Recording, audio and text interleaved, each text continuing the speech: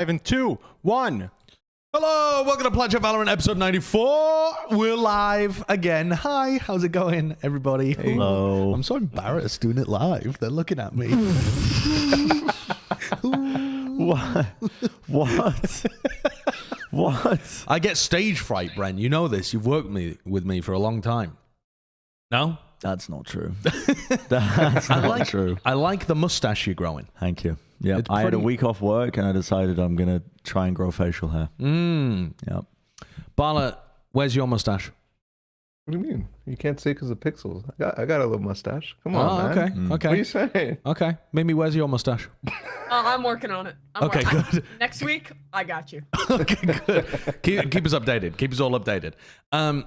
Kicking off this week, I'm gonna be honest, we've all just been in the VOD dungeon. Me and Bren were out, doing Overwatch things, and we've had to come back and just grind away in the VOD mines. So My soul Bren's is a ruined human. My soul is crushed. I have watched so much Valorant, more Valorant than any human should have consumed in a single day. 2 regions, an entire day of VODs. You know what? We're kind of just missing out all the other regions as well. At some point, I promise you, APAC fans, Brazil fans, we will do a check-in with like Paper X, Zeta, Loud, that kind of thing. But it's not happening this week. Maybe like for champs. No, not for Maybe for like champs. You know, Don't put a date on it. most of those regions have already played a lot of their major games as well. Like the Zeta Division, Paper X have already played a lot of their major games. Yeah. So, it's just a matter of another couple hours in the VOD dungeon.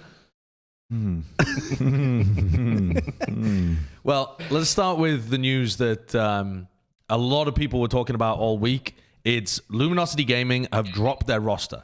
They have Cloud9 and Sentinels have also bombed out of playoff contention too. But LG have, listen, that's the second piece of news. You got that one in the That's the thumbnail and the title. clickbait. Just wait a couple seconds. LG have dropped their roster. They are technically still playing as LG for the rest of stage 2, which I guess would also include Copenhagen if they made it, which seems like an outside shot. But they are no longer going to be involved in Valorant. And a lot of people are speculating, I see threads popping up all the time. This is why franchising is awful. LG are gone. What do you think is actually the cause of this? If you're putting your speculation hats on or your inside knowledge hats. They're a wank org. LG is like, Like, I'm going to be honest with you, this org has a history of just being atrocious in esports in terms of the history of supporting their players and just in terms of ethical business practices. So I am not surprised that presumably behind the scenes, I don't know this for sure, but I'm assuming that Riot have just said you're not going to get into franchising. And so they've immediately been like, okay, well, we're out.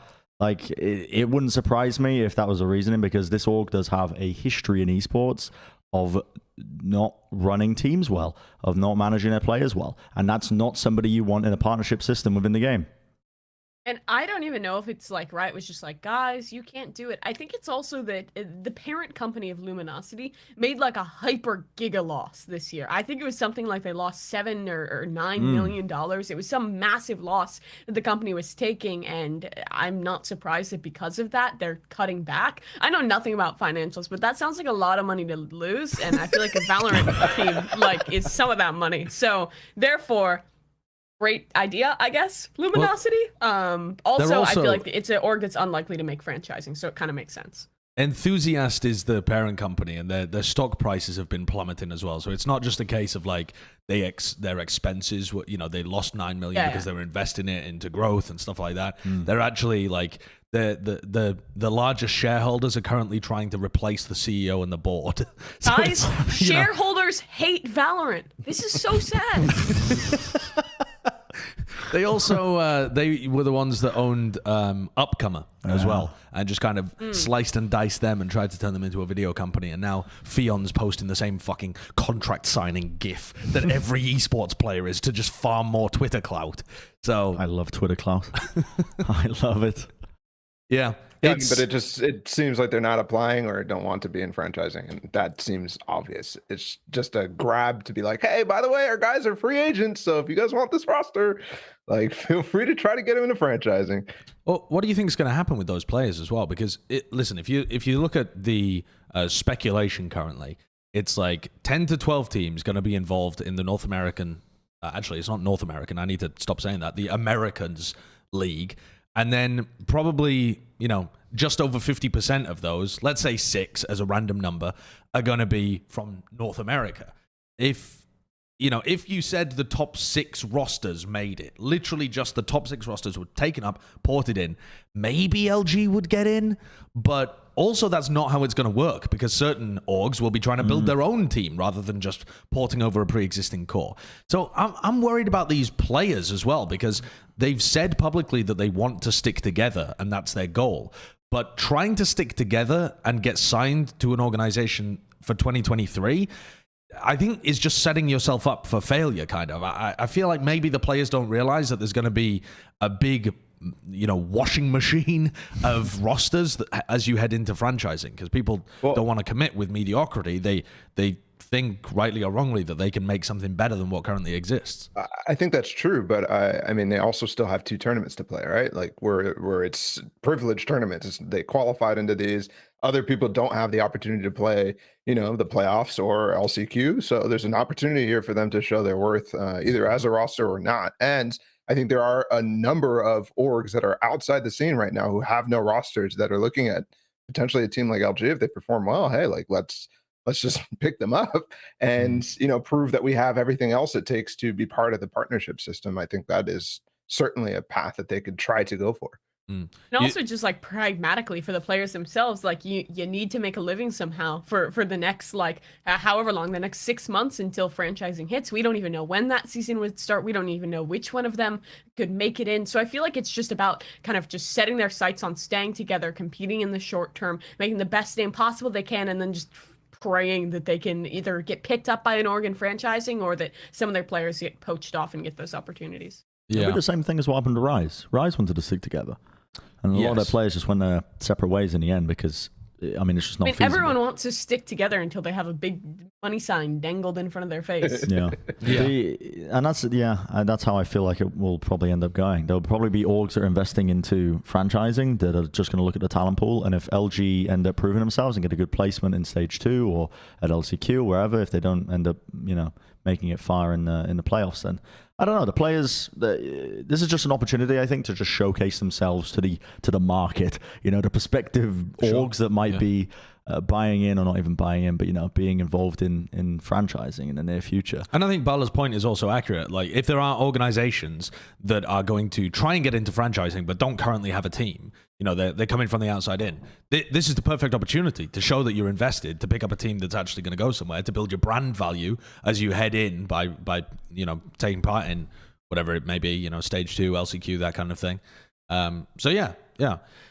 Interesting to track and follow, though. There might be more announcements like this as teams realize that they're not making it into franchising as well. There really haven't been many details publicly available about whatever support would be available for like tier 2 teams, which is what you are if you don't make it into franchising. So hopefully behind the scenes, some of those fears have been assuaged, but they haven't been done publicly. Let's get to the meaty topic of the week, though, the one that Kurt was so desperate to discuss earlier on, the Cloud teams. These are 2 teams, big teams from Champions last year in North America, and they are not going to be in playoffs. For Sentinels, I mean, they already posted a YouTube video saying... Sentinels already posted a YouTube video being like, it's time to make content. We're out of the tournament. Which is just, that's one way of leaning into it, isn't it? But let's go. Yeah, both of these teams are big names within North America. Some of the names you expected to do the best. That's it. Wait. Sentinels updates. What the fuck? Oh my god. Fan Twitter account. Yeah. Who do you want to start with? Do you want to start with Sentinels getting boomed by Babyface Neon? We've talked about Sentinels so much every week. No, but we need to talk about it more. Sentinels first. Exactly. We're going to talk about them even more. Give us more clout. I don't have much to say. I don't have that much to say. Don't have that much to say. Tens played Yoru. Tens did play Yoru, yeah. I feel like this team, the obvious conclusion that everyone's going to come to is like they need to rebuild or like into the future, heading into franchising, assuming they get into it.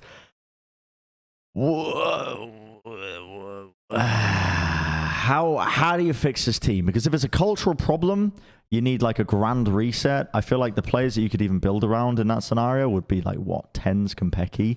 Like Shaz, I think, as much as I do believe in the mantra of work smart, not hard, the whole concept of splitting your time between streaming a lot and also being a pro player, you're just not going to get the same results as players who want it a lot more. Like, for example, Ghost Gaming are fucking grinders, and they have proven that grinding gets results.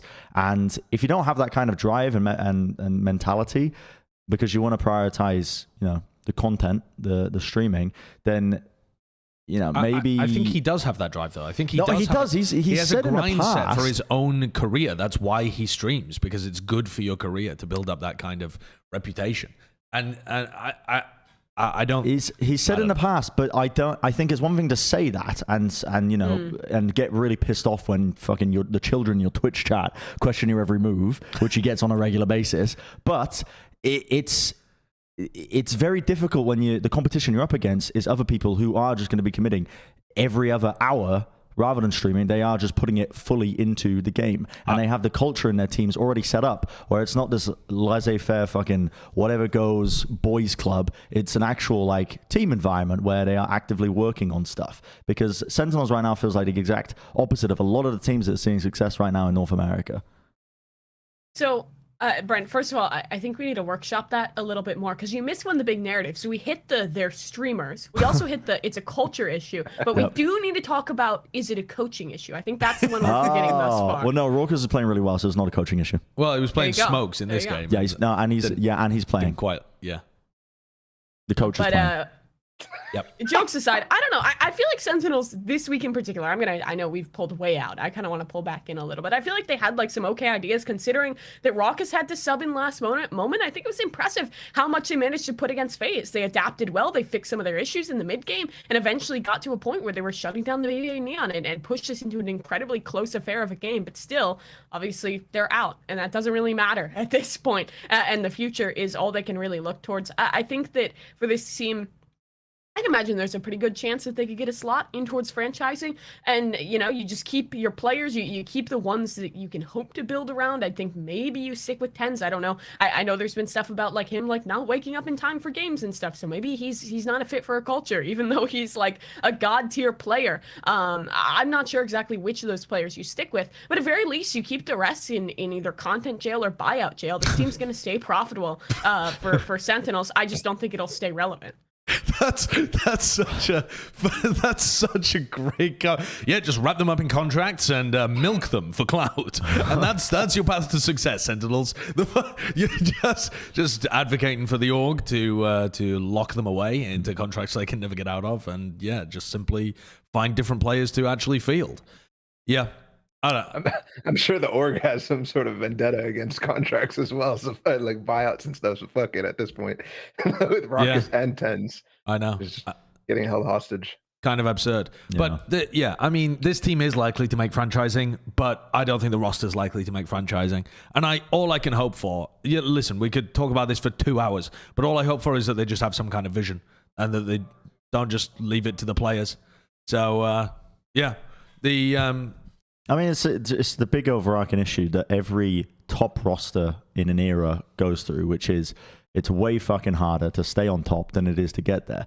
And they stayed on top for a long time as this roster, but the thing that comes off the back of that is also just the expectations, or like I imagine it's incredibly frustrating as a player knowing that you were on top and now you're not again, and there's no clear solution in sight for what your problems are as a roster.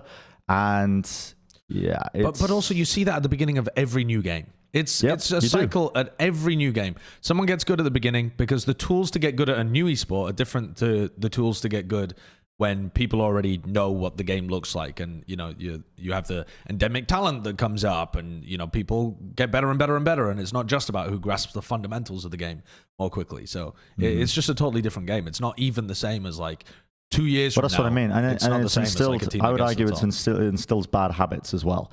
Like this is what got you to the top last time, but it's different this time around. I mean, you need a bit more than just the chemistry and playing with teammates that you're happy to have a couple of drinks with.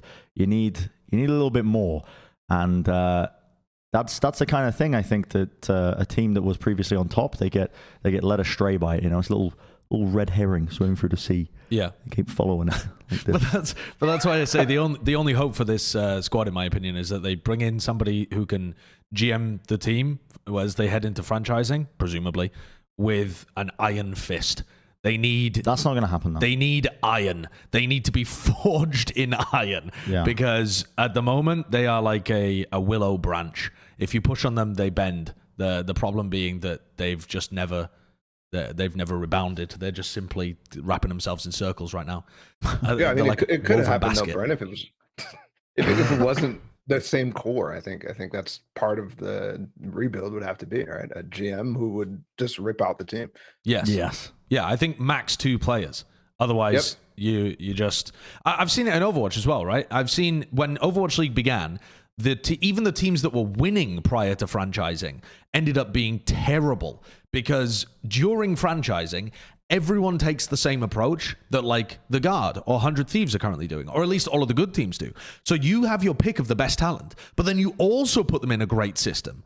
And so it's just, it firepowers those things to success. Yeah, the system becomes a difference maker. Yeah. Not the players, the system becomes a difference maker. The system becomes a difference maker because you already have access to really good talent because all of the good talent wants in on franchising anyway. So it doesn't become a matter of getting the best talent really anymore. It becomes a matter of what you're doing with the best talent or what the best talent are doing with each other and with themselves. So, you know, even full rosters that stay together that are winning, you know, even if you take an OpTic and took them into franchising, you might not expect them to actually continue being a great team because other teams have got different approaches and have built themselves for a different environment. I mean, certainly not for a team like Sentinels that's already on their way out and just gone. So, yeah. Cloud9. Are they actually out of playoffs then? Yep, I believe so. They're finny. They're just done, right? That loss to LG. Yeah. Connor grabbed clips for this. I don't know why. Oh, because he was supposed to be on this episode, actually. Yeah. That's why. Are they really done? Yeah, because they are. Yeah, they can only go 2 and 3, and they'd have to go up against FaZe, right? We're just watching like the 5 stages of grief in front of us right now. He's denying what's next. Is it really finished? It's slowly slipping away. Well, it looked a little bit better when they made the role swaps, but it's what we said at the beginning of the switcheroo that they had with Zeta and Curry. It's like, what the hell is going on here? What are they doing? And then it's, yeah, any change you make, especially in such a pivotal role like that, and then the fact that they've only just settled on like the roles as well, or not settled, but they're still changing up the roles in terms of what Curry and Vanity were playing up until this point. Curry was playing KO on Icebox. I mean, they changed their roles again completely, this week for the game against LG. I mean, so did LG actually. They had Tig on Sova, but yeah, this was it's been disappointing. This was a much better performance from C9 than they had in their previous games, but their previous games were utterly abominable. So that is a ridiculous 2K from Moose, by the way. He's just stim packed up, running and gunning with the Vandal, kills 2 of them, wins the 1v1 at the end. Cloud9 could not get a clutch to go their way. Yep. They just simply couldn't. Not a single one. No crumbs. It was absurd. Yeah, it was harsh. I think also the Mata comp that came out, and they're still not really doing anything new and like trying to. I also think that LG had such a good map pool advantage over them. Just the way that it went, just getting Fracture right away when Cloud9 has looked a little weak on that, and just the way the bans go as well. It was hard for Cloud9 to deal with, and Leaf is still struggling a little bit, and they're just getting owned by B-Dog in certain instances when they're entering Mata as well. It was rough, but they still had some fight, which is weird to me because they weren't doing the stuff that was getting them wins or 1 rounds in the past, like against the FaZe and OpTic as well. Yeah, their defense rounds have been catastrophically poor recently, but just overall, something that I've been tracking is their rifle v rifle rounds, because they were winning a lot of like pistols, bonuses. They won a bunch of ecos. Not in this game actually. They struggled with the eco rounds, but they. Overall, in their last 3 games against OpTic, against FaZe, and then against LG, they're at a 30% win rate in rifle v rifle rounds, which is just you can't win with that. The LG one was quite a bit better, but they also, I mean, I was just boggled by this. On that Icebox defense, on Icebox, they went up something like 7-5, I think it was. Or they had like an advantage. It looked like it was possible for them to be able to win. Maybe first half was like 6-6 and they won pistol. I can't exactly remember how it went. 7-5, you're right. Right, 7-5. And then they kept getting the first kills. They were 7-3 in first kills on their defense half. Yep. But they went -15 overall in kills. And they just couldn't convert 5v4 rounds at all. Leaf went 3-10 on defense side chamber, which is like, that's not a performance you ever expect from Leaf. I had Leaf as like maybe the best player in North America heading into this year because his performances at the end of 2021 were just masterful. But him and Zeppa have just not been able to get anything going for C9 whatsoever. It's just bonkers. He had 88 ADR on the defense side. I mean, he wasn't even like doing damage for them and getting the kills. He only got kills in 2 out of 10 of their rounds. It's like his stats have been pretty dreadful in stage 2 for what you expect from Leaf. But also their entrying stats in general have been awful. It doesn't matter who plays it. When Leaf was on the Raze or when Zeppa's on Raze, it's a combination of when those players are taking fights, their current form, and the utility that's being thrown to set them up. All 3 of those things are going wrong for C9. So that even on attack rounds when they're winning them, their entry player is just getting destroyed. Like, not even close. On Fracture, Zeppa had an awful performance on Raze too, where he just couldn't get anything done. It's mad watching C9 right now because you watch them and you expect Leaf and Zeppa to be controlling the server, and they're not. Yeah. Well, and also they were like putting such an emphasis in those two in prior weeks as well, where they're just like forcing guns to them and hero buying with them. They didn't really do that much this time, but I think the Jett nerf has hurt them so much because Leaf used to have literally like 40% of their opening duels, and like combined with the Zeppa, it was like something like 60%, which is the most out of any teams used to. Like that was last year and early stage 1, but without the Jett, without like a lot of what they were doing last year, it's super difficult for that to actually happen. And it's dropped where nobody is really taking a step forward and taking the initiative to be that point man anymore. To me, though, it should be Zeppa because we saw Zeppa playing solo duelist Raze on Bind before. And I feel like it was one of their other maps too. Was it Split? Probably, right? Yeah, maybe Fracture. I can't exactly remember, but there was definitely a map where Zeppa was playing quite a lot of Raze for them. And at times he was dominating the server. I mean, he just ruled the server with the set plays that they would go for and the aggression and how good his rifling was. And Zeppa's Raze in this stage has had like 0.6 KPR. Like it's miles away from where you're expecting it to be. It was like 0.8, 0.9 in some of their games previously. Leaf and Zeppa aren't being set up the same way though. No, they're not. Because of this introduction of Curry, it's thrown the whole thing for a loop because initially you had Vanity still playing the initiator, but it's still when you implement a new player into a system, into a roster, there's always that period of time where they're trying to get adjusted to one another, and it's left basically when you're doing that, you're not catching up on like the meta or innovating with compositions as much. You're still trying to get the chemistry down in terms of just playing off of each other and setting each other up with utility, and they've just been playing catch up ever since this he's come into the roster. And it showcases most in those numbers that you were listing earlier, Josh, I think, in the way that Leaf isn't getting anything done on defense side. I remember that Icebox, Cloud9's Icebox, used to be Leaf getting set up all the time as well, with a bunch of KO flashes, some great plays. Mitch played the chamber, right, for them on Icebox? I can't even remember, but the point being that they would always have some kind of setup. Trap play set up. They'd be setting up their players to succeed. Same on Split, they would always have some kind of setup ready to go. And yeah, it's all of those things are gone, but I think it's not because they're lazier. I think it's because they've been working on other stuff. They've been trying to fix other fundamental stuff that's been wonky. Like the fact that they changed the roles on Icebox here and they had Vanity picking back up the Viper. I mean, Vanity played awesomely. He was finding timings, lurks, clutches, and then Curry was really struggling to get value out of anything on the KO. It wasn't even like he was using the flashes well to set up the rest of the team. He's throwing like really deep flashes, running around a corner, dying. Like they just don't look coordinated as a team. I think I can't remember who was telling me this. Maybe it was you, Balla, but like someone was saying to me, I think they underrated how much Zeta did for the team internally. And I'm inclined to agree with that, having watched more of their games. That was like when we were talking about the Zeta swap in general. It's just like that guy has really, really good awareness of what's happening on the map, and so it makes sense. And who knows? Maybe this change was inevitable for them, and they had to do it. So maybe that's part of the reason why they're like. I mean, they're obviously not going to be okay with this, but that change clearly didn't work. And now, well, it's not necessarily that it's not going to work in the future. It's just that this was the wrong time to do it and the most important time. So of course we're going to be way more critical of it because now they're not in playoffs and potentially I don't even know the LCQ story for them, but I don't know. It's they probably going to have to pull out a miracle LCQ run again to have any chance at this year.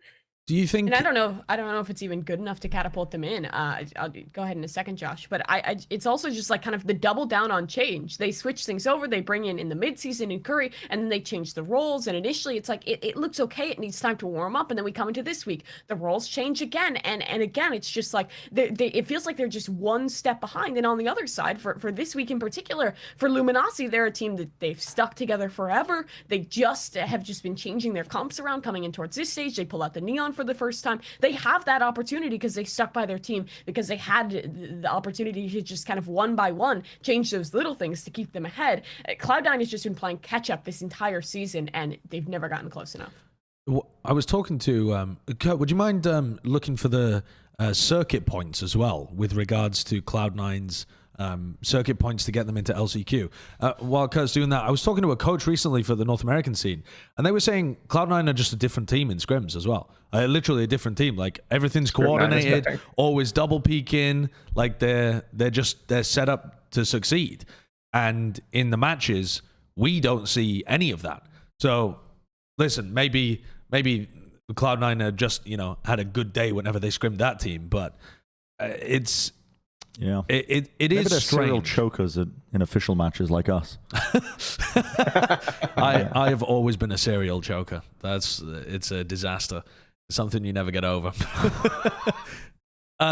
Yeah. So Cloud9 have still got enough points, right, to make it into LCQ here. Sentinels, who knows, because they don't know how many points are going to be given for.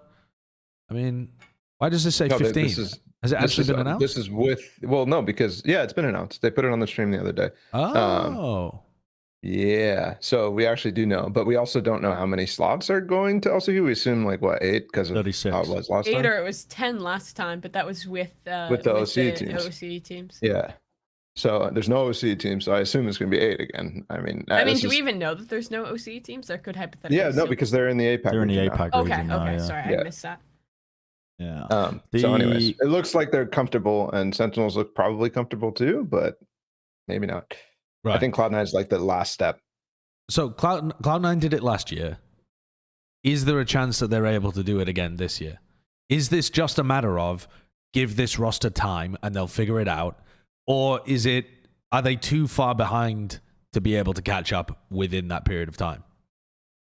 I'm shaking my head no, because I think there's just too many good teams right now who are on the rise up, right? LG, EG, Ghost, like any of these teams who will have to play through LCQ potentially, right? Out of the top 2 points, it's only the top 2 points going to champions right away. So it's like it's difficult for me to say that they can catch up to those teams, because last year was not the same level from a lot of the teams who were up and coming and making it into LCQ last minute. This time it's completely different. Now, if I gave them more time, sure, I kind of believe that they could turn things around, but I think the problem is LCQ and not making champs. I think hurdles are going to cost this team, and not being able to make it, for example, this playoffs and potentially LCQ could really. I mean, I'm seeing multiple teams now where Vanity fails once and then he just doesn't able to find the same success. I'm scared of that sort of thing happening again. And the thing is, with this expedited schedule as well, with the end of the year kind of save for third-party tournaments, LCQ is faster than ever. Besides the teams you named, there's a chance that 100 Thieves would be in the LCQ. There's a pretty big chance XSET would be in the LCQ. There's just so many good teams that are going to be there that I just don't really have faith in catching up, because those teams are already so far ahead. They're already ahead of the meta, and they'll have even more time to practice and come back in. I think Cloud9 at its core has great player quality. They can do it, but I don't know if they have the time. I think maybe we can pull out something surprising. Curry can come into his own on the role, and maybe they can pull it off. I just think there's too much talent that's already just a step ahead, that it would have to be some crazy miracle. If I kind of hold the opposite opinion where, I don't know, I think they probably can. If the rumors are pointing towards them performing well in scrims, and they know that they're out of the playoffs right now. Listen, I don't want to buy into the scrim bucks too much. I don't want to buy into the scrim bucks too much, because I mean it's usually just a load of shit. But I'm gonna believe it. but I do think that they have the advantage of knowing that they are going to be in LCQ no matter what, just based on the points they built up, right? Yeah. I don't think they can get overtaken. They're pretty much guaranteed to get into LCQ. Haven't done the math. Yeah, I haven't done the mathematics, but I'm assuming. Let's assume that. I'm assuming that is the case. And so at that point, your focus should be just now on LCQ. You have a goal to look towards as a team. And so the hard part now is just staying driven and working towards improvements. From now until LCQ. And to your point, Mimi, it's not a lot of time because the schedule's been condensed, but they have more time than, I mean, listen, they got something to work towards, I think. The goal is the big thing that I want to iterate. Unlike Sentinels, which is just going to be, kind of, I don't know, in the ether, just floating around, not knowing what's going on, I guess, because they don't know the point situation with LCQ. But Cloud9, they have a bit of time to work with. I think they need to get into that Sigma grind set mode. They need to curate their TikTok For You page to just show Patrick Bateman memes over and over again. and then eventually, and then honestly though, they need to sign up for the tournaments. They need to get into that grind set mode that they were in a little bit before. I don't know when it was, but they were playing in a bunch of right? they were playing in a bunch of the tournaments alongside it. Because if that is the thing that's causing them issues right now, is not being able to convert the scrims and playing like they do in scrims in their official matches, just get some match experience with Curry and actually start settling down on their roles and get the chemistry building up. You have a bit of time. There's tournaments being run. No, they can't. It's the same situation as last year. They can't play these lower tournaments because they're in challengers. Can they not? I mean, I haven't seen any other teams playing in them while we're doing all this. I highly doubt that they can. It might be because it's just too busy. The last time it was because NSG Winter Champs, they didn't have the same roster. They had enough changes that they were able to play that. I believe they are still allowed though, because when 100 Thieves got eliminated from stage 1, they started playing in all the little tournaments. Yeah. I think they can play. And I'm gonna paint a really crazy story here. They didn't want to be in playoffs.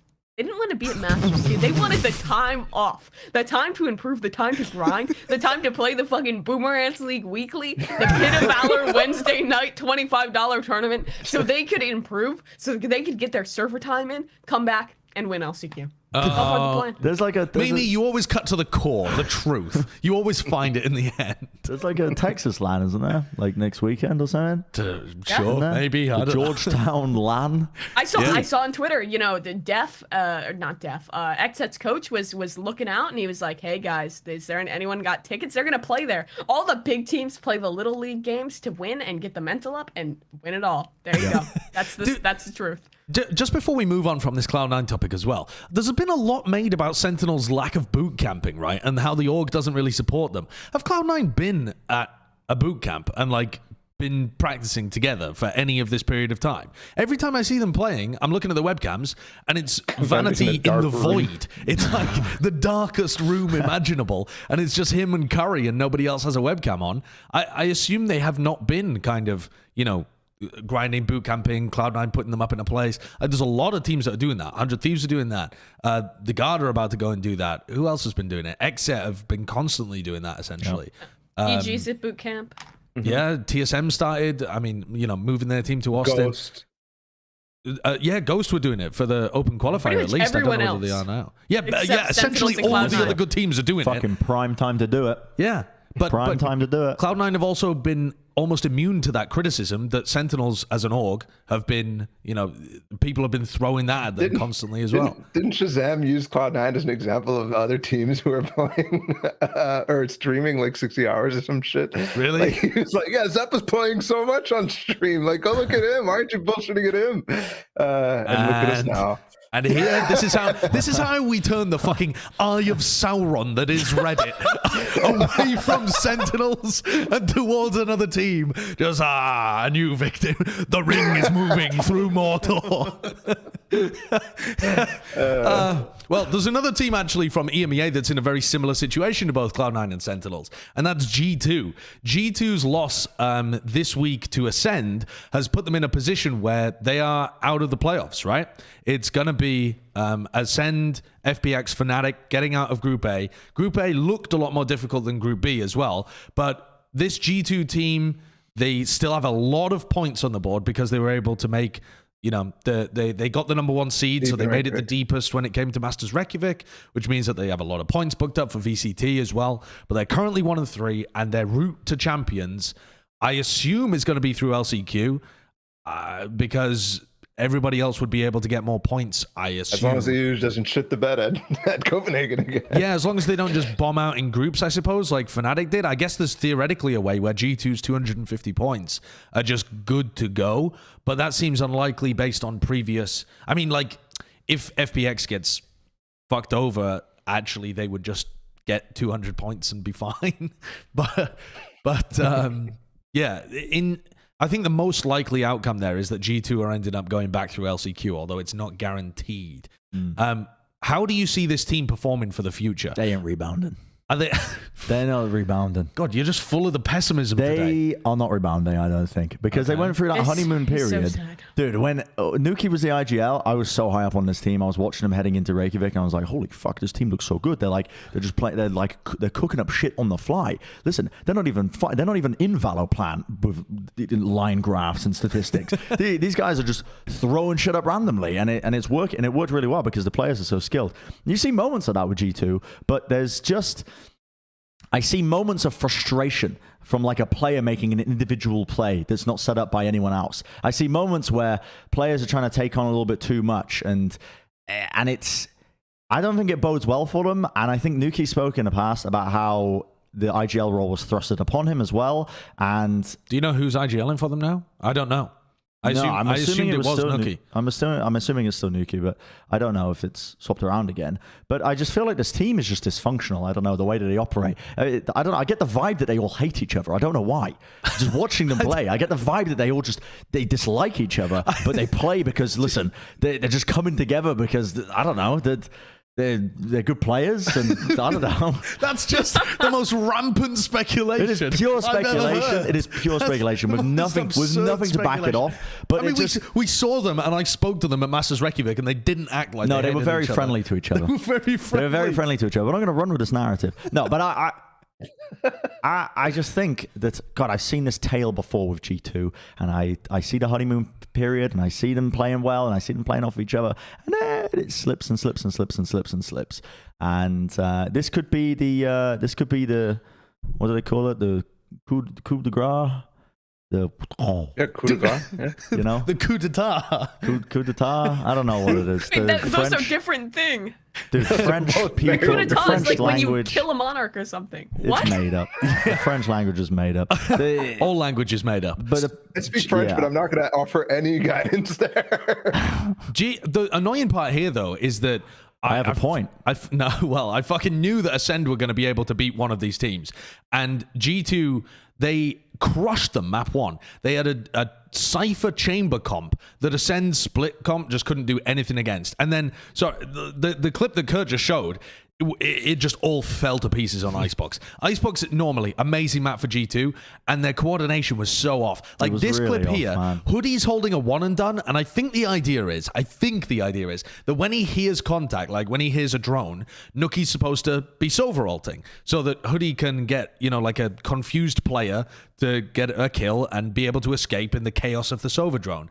And there's some level of support for him. But Hoodie gets droned, cleared, killed before the Soveralt even comes out. And there were just so many moments like that where you could see G2 had some kind of vision, but the coordination was so poor that they weren't able to actually make it work. And on the other side of things, ACEND are actually playing much better comps this week. I mean, this is a functional Icebox comp where you don't have CNED on Reyna. You went into Bind. They were playing CNED on Chamber. I mean, weirdly, they had Starzo playing Raze there, which is admittedly a bit odd when you have Zeke available, but it was working.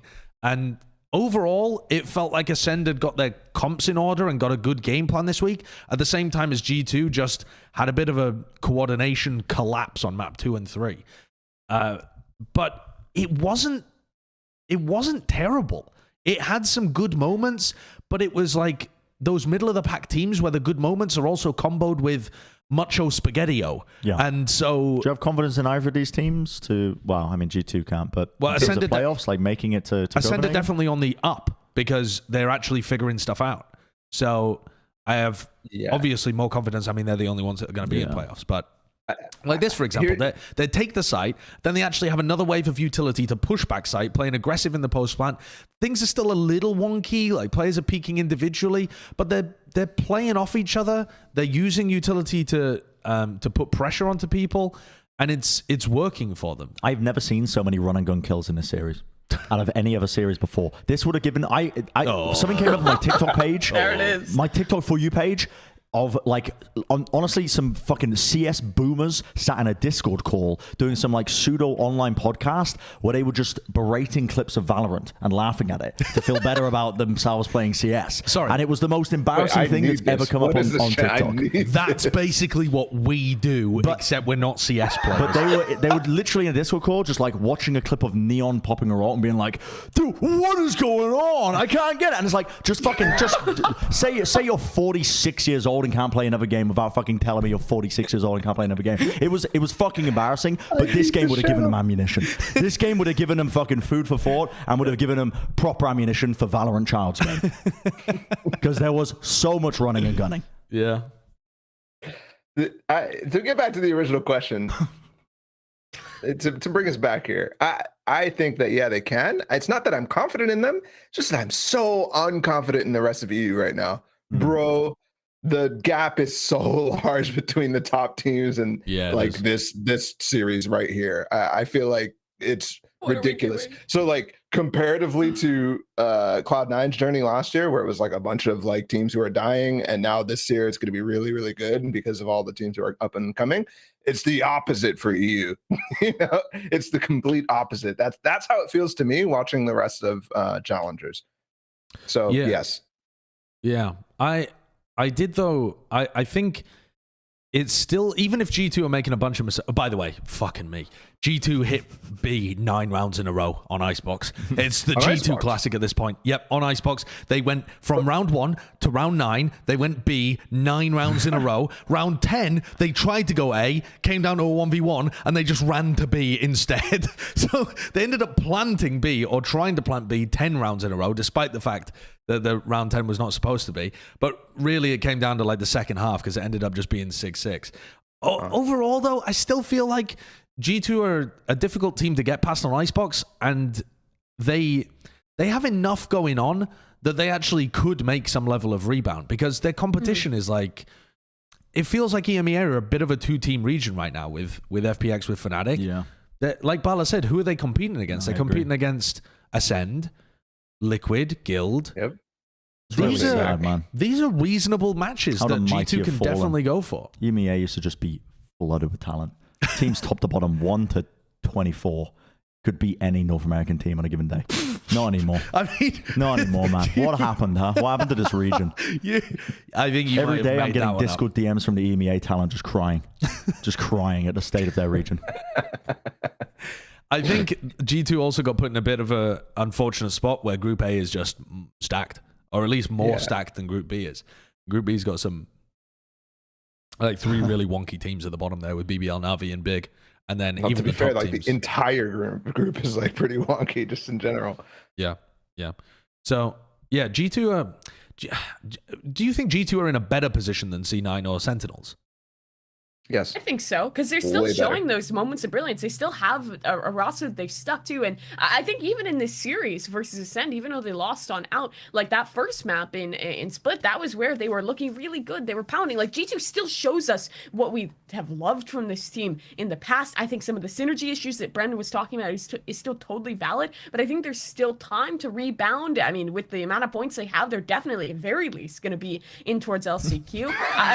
Okay, yep, Valorant, that just completely deleted my entire train of thought. But yes, I think there's still potential.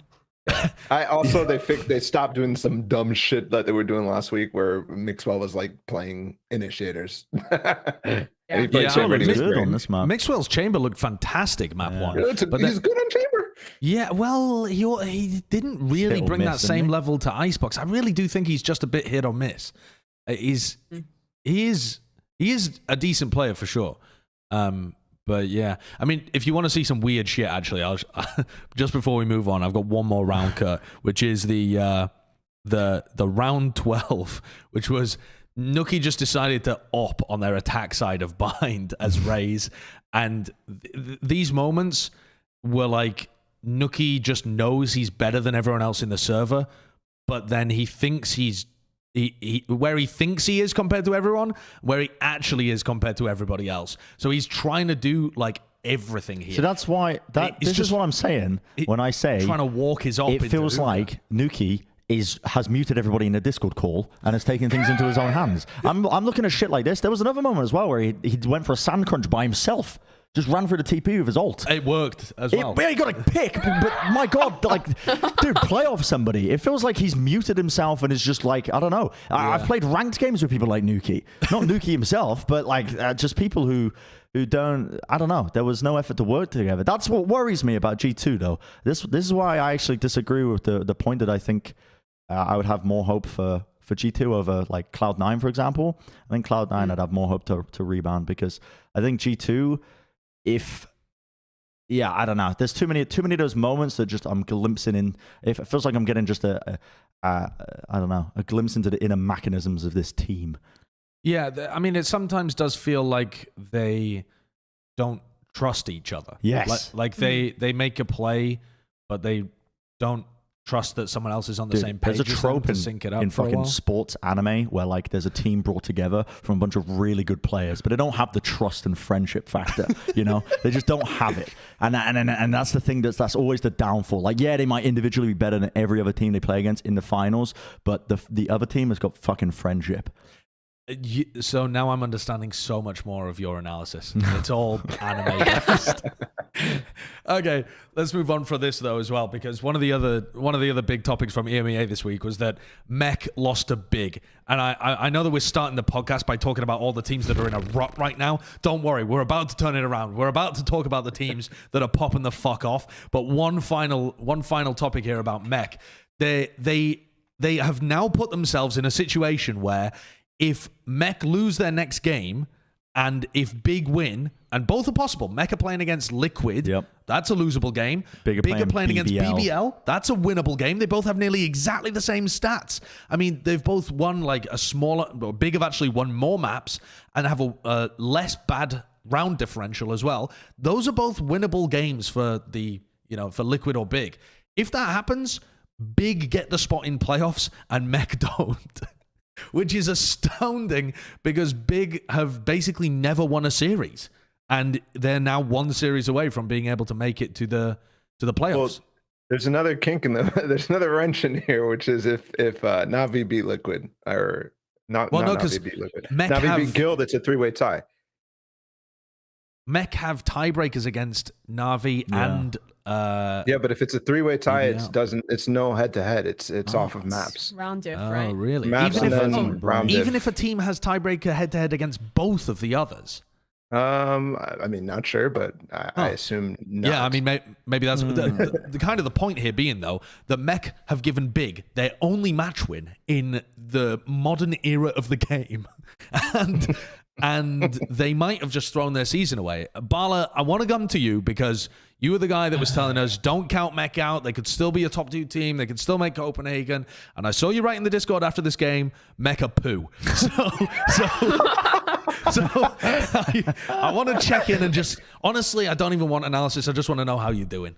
Are you okay? Yeah, I'm pretty angry. I was watching this game on stream yesterday, and it was so sad. Like, somebody got knifed in the final round. Like, they're running the same strat over and over, straight up like Rams, just bashing their heads against the fucking other team, trying to assert dominance. Like on this map, they went mid splits. I counted. Hold on, I counted. They went like 7 rounds or something like this, where they're just doing the the recall thing, and then a smoke top mid, and Defo's like going fast with a dart, and he just sat there, and then they just walked into a site and eventually got picked off. It was really. It wasn't just that too. On Bind, they just kept running, throwing the same C's inside a bathroom to take control. It felt like Redgar was just not.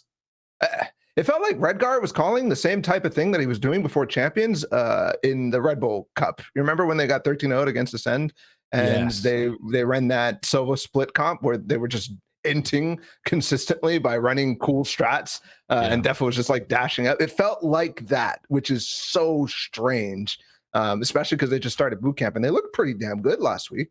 It was really weird to me, and honestly, there was very, very few flashes of prime mech. So yeah, I was sad. I won't be upset though if Big make playoffs, because I feel like why are you looking at me like that? I'd be upset. You wouldn't be upset. No, fuck if no. Big made playoffs. I wouldn't be upset. No. They've won 1 match in 2 stages. But I think they've played relatively close matches every single time.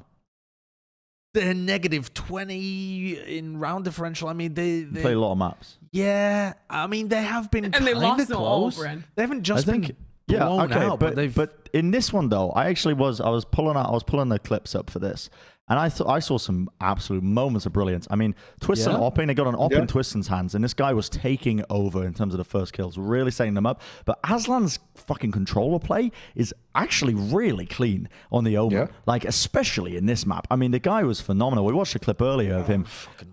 Why are you molding? Because this round, right? Oh, God. Sorry. Can we dial this back to the beginning of this round for a moment, please, Kurt? This fucking... I don't even know what clip this ground is. My gears. So, Big is playing with a Killjoy ult, and I think Redgar believes they are going to be playing full retake on the A site. They do an A exec with 3 players, while Nats is in spawn, and they have a player in B tiles as well. So this is just 3 players running in here. And the only thing that makes sense to me is that they're looking at the ults and saying, Musashi's got to be playing full retake. We can just take A for free. And they just walk into Twiston's op. There is no one to help. They have a player droning. There are only 2 players in the site. One gets opt, and then it's only Defo. And then that's it. They just have 2 players running back from spawn. And so reason number 2. Redgar's been compromised. Redgar's been compromised. You want another Redgar compromise clip? Yeah. Okay, can we pull up round 17? No, don't show it. Round 17, Redgar solo play on Cat with nobody to play with him, troll moment. That's another troll moment. And this is why I'm not actually that upset if Big ended up making playoffs, because I think with Mech, moments of brilliance from them where we get to see. I mean, nobody's there to play with him when he's doing that. Absolutely nobody. I mean, moments of brilliance from them. But what's happening these days is that it seems like by and large they just don't have what it takes anymore to pull it forwards. And Big actually, I think, did showcase a lot of really cool stuff and a lot of promise. Honestly, I would have more faith in Big to do damage in playoffs compared to Mech. Mech doesn't have what it takes. Are you serious? I think that they showcased that they're floundering a little bit. You know.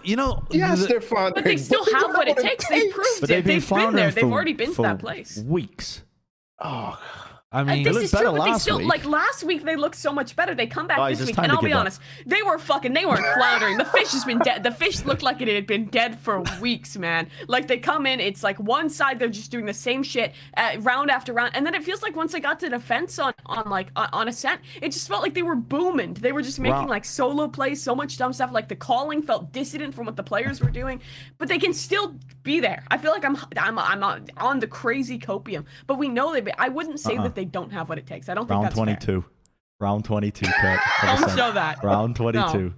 This is how they lost the map on Ascent. Oh, yeah, that was not a good round. Don't show this. This is actually... I've lost hope in Mech. I've lost hope. This was big on an eco. Big on an eco. Mech were actually making a bit of a comeback at this point. Look at this. Oh, they get the pick here. Twiston's running through. Oh, what's going on here? Oh, still got the knives. 3v5. One. 3v5. Oh, there's one. Straight up. Oh, misses on the knives. Oh, the shorty kill misses. Everybody's missing. Oh! Twiston knives him. just up close and personal, cold blood like the scene in fucking Saving Private Ryan. I mean, just absolutely brutal shit. Just brutal shit. And that's how they lose the map against a Thrifty, man. I think they're just making too many mistakes. It also, the whole... I thought he was going to die there. If he had got the no-scope there... That would have been the most over. insane. I mean, Nats was really trying in this game as well, man. Nats is playing really well, actually, the last few games as well. It looked like an organized throw, but no one had told Nats that they were doing it. That's what this game looked like from the outside. It was fucking crazy. But I mean, Musashi just gets a really great peek on him there. Yeah. But the mech... I don't know, man. Their utility usage was blowing my brain as well, because they would go for these B splits and they would be completely out of utility by the time they got into the site. They would never take B main control, so they'd have to use a recon to take it. They've already used their drone. They would be knifing for close market. They'd already have used their flash. They'd already have used their nade. So they're actually just trying to go into the site with, I shit you not, 0 pieces of utility. No paranoia, no stun, no suck, no nade, no flash, no knife, no recon, no drone. None! No piece of utility left! And you've done it to yourself. I mean, it was insanity. I can't remember what this clip is, but round 11, I've titled it Twisted Fortnite Dances on Their Bodies. And I don't know what this is. This is probably what Redgar it calls a fake, and they just. This was the first game I clipped in the VOD dungeon yesterday. Oh, yeah. And I've watched so many more. What was this? This was the round where they called the fake. Oh, can you wind this one back like 20 seconds, something like that? They're trying to run a fake onto A with the Cosmic Divide and the KO ult when their players are in spawn. And so they just kill Redgar, and they just know it's coming B because there was nothing behind it on A. And the mech players aren't in B main ready to pop. They're still running there. And so they're just there before them. Yeah. It was like actually trolling with the macro play. Wait, watch this. He's about a Fortnite dance. Any minute now. Any minute now. It was very troll. Happening. Fortnite! This was just like Fortnite funny moment after Fortnite funny moment, this match. Yep. I don't even know what to say about mech. Like, if they don't make it into playoffs, which is very likely that they don't make it, what happens to this team? Like, what happens to, I don't know what their points are looking at, like, right now, without making Masters 1. I don't know if they'd even make LCQ after that. They have, like, all Russian players, so what's even, like, the hope of... I think we missed the beginning of it. Oh, yeah, this was Musashi mollying himself at the beginning of the round. They're fine because EU just has no, like, actual turnover of teams. Well, so, yeah, you're right. I'm dumb. Yeah, quote from Bren earlier. I would be fine if Big made playoffs. I would be fine. This was a one-off by Messiah. Listen, it was a one-off, man. It was a one-off. Would you like some moments of brilliance in map 2 from Mech? Because I can give you some. I can give you some cool. Dude, 0.25 in this. Oh, frame perfect. Go on then. Frame perfect. Boom. Go on then, because they actually, they did have some all right moments on Bind. Round 3 on Bind, I thought that they looked good in terms of converting the bonus. They had a really good idea of how to play Bind and just controlling showers away for the A push. Yeah, the entire time, like Defo just holding down the one side of it. This was I can't remember the exact nature of this one, but they also just won pistol bonus and then lost every other round. Yeah, they did. Yeah, because they're floundering and they're not going to make playoffs, and you should all give up on them.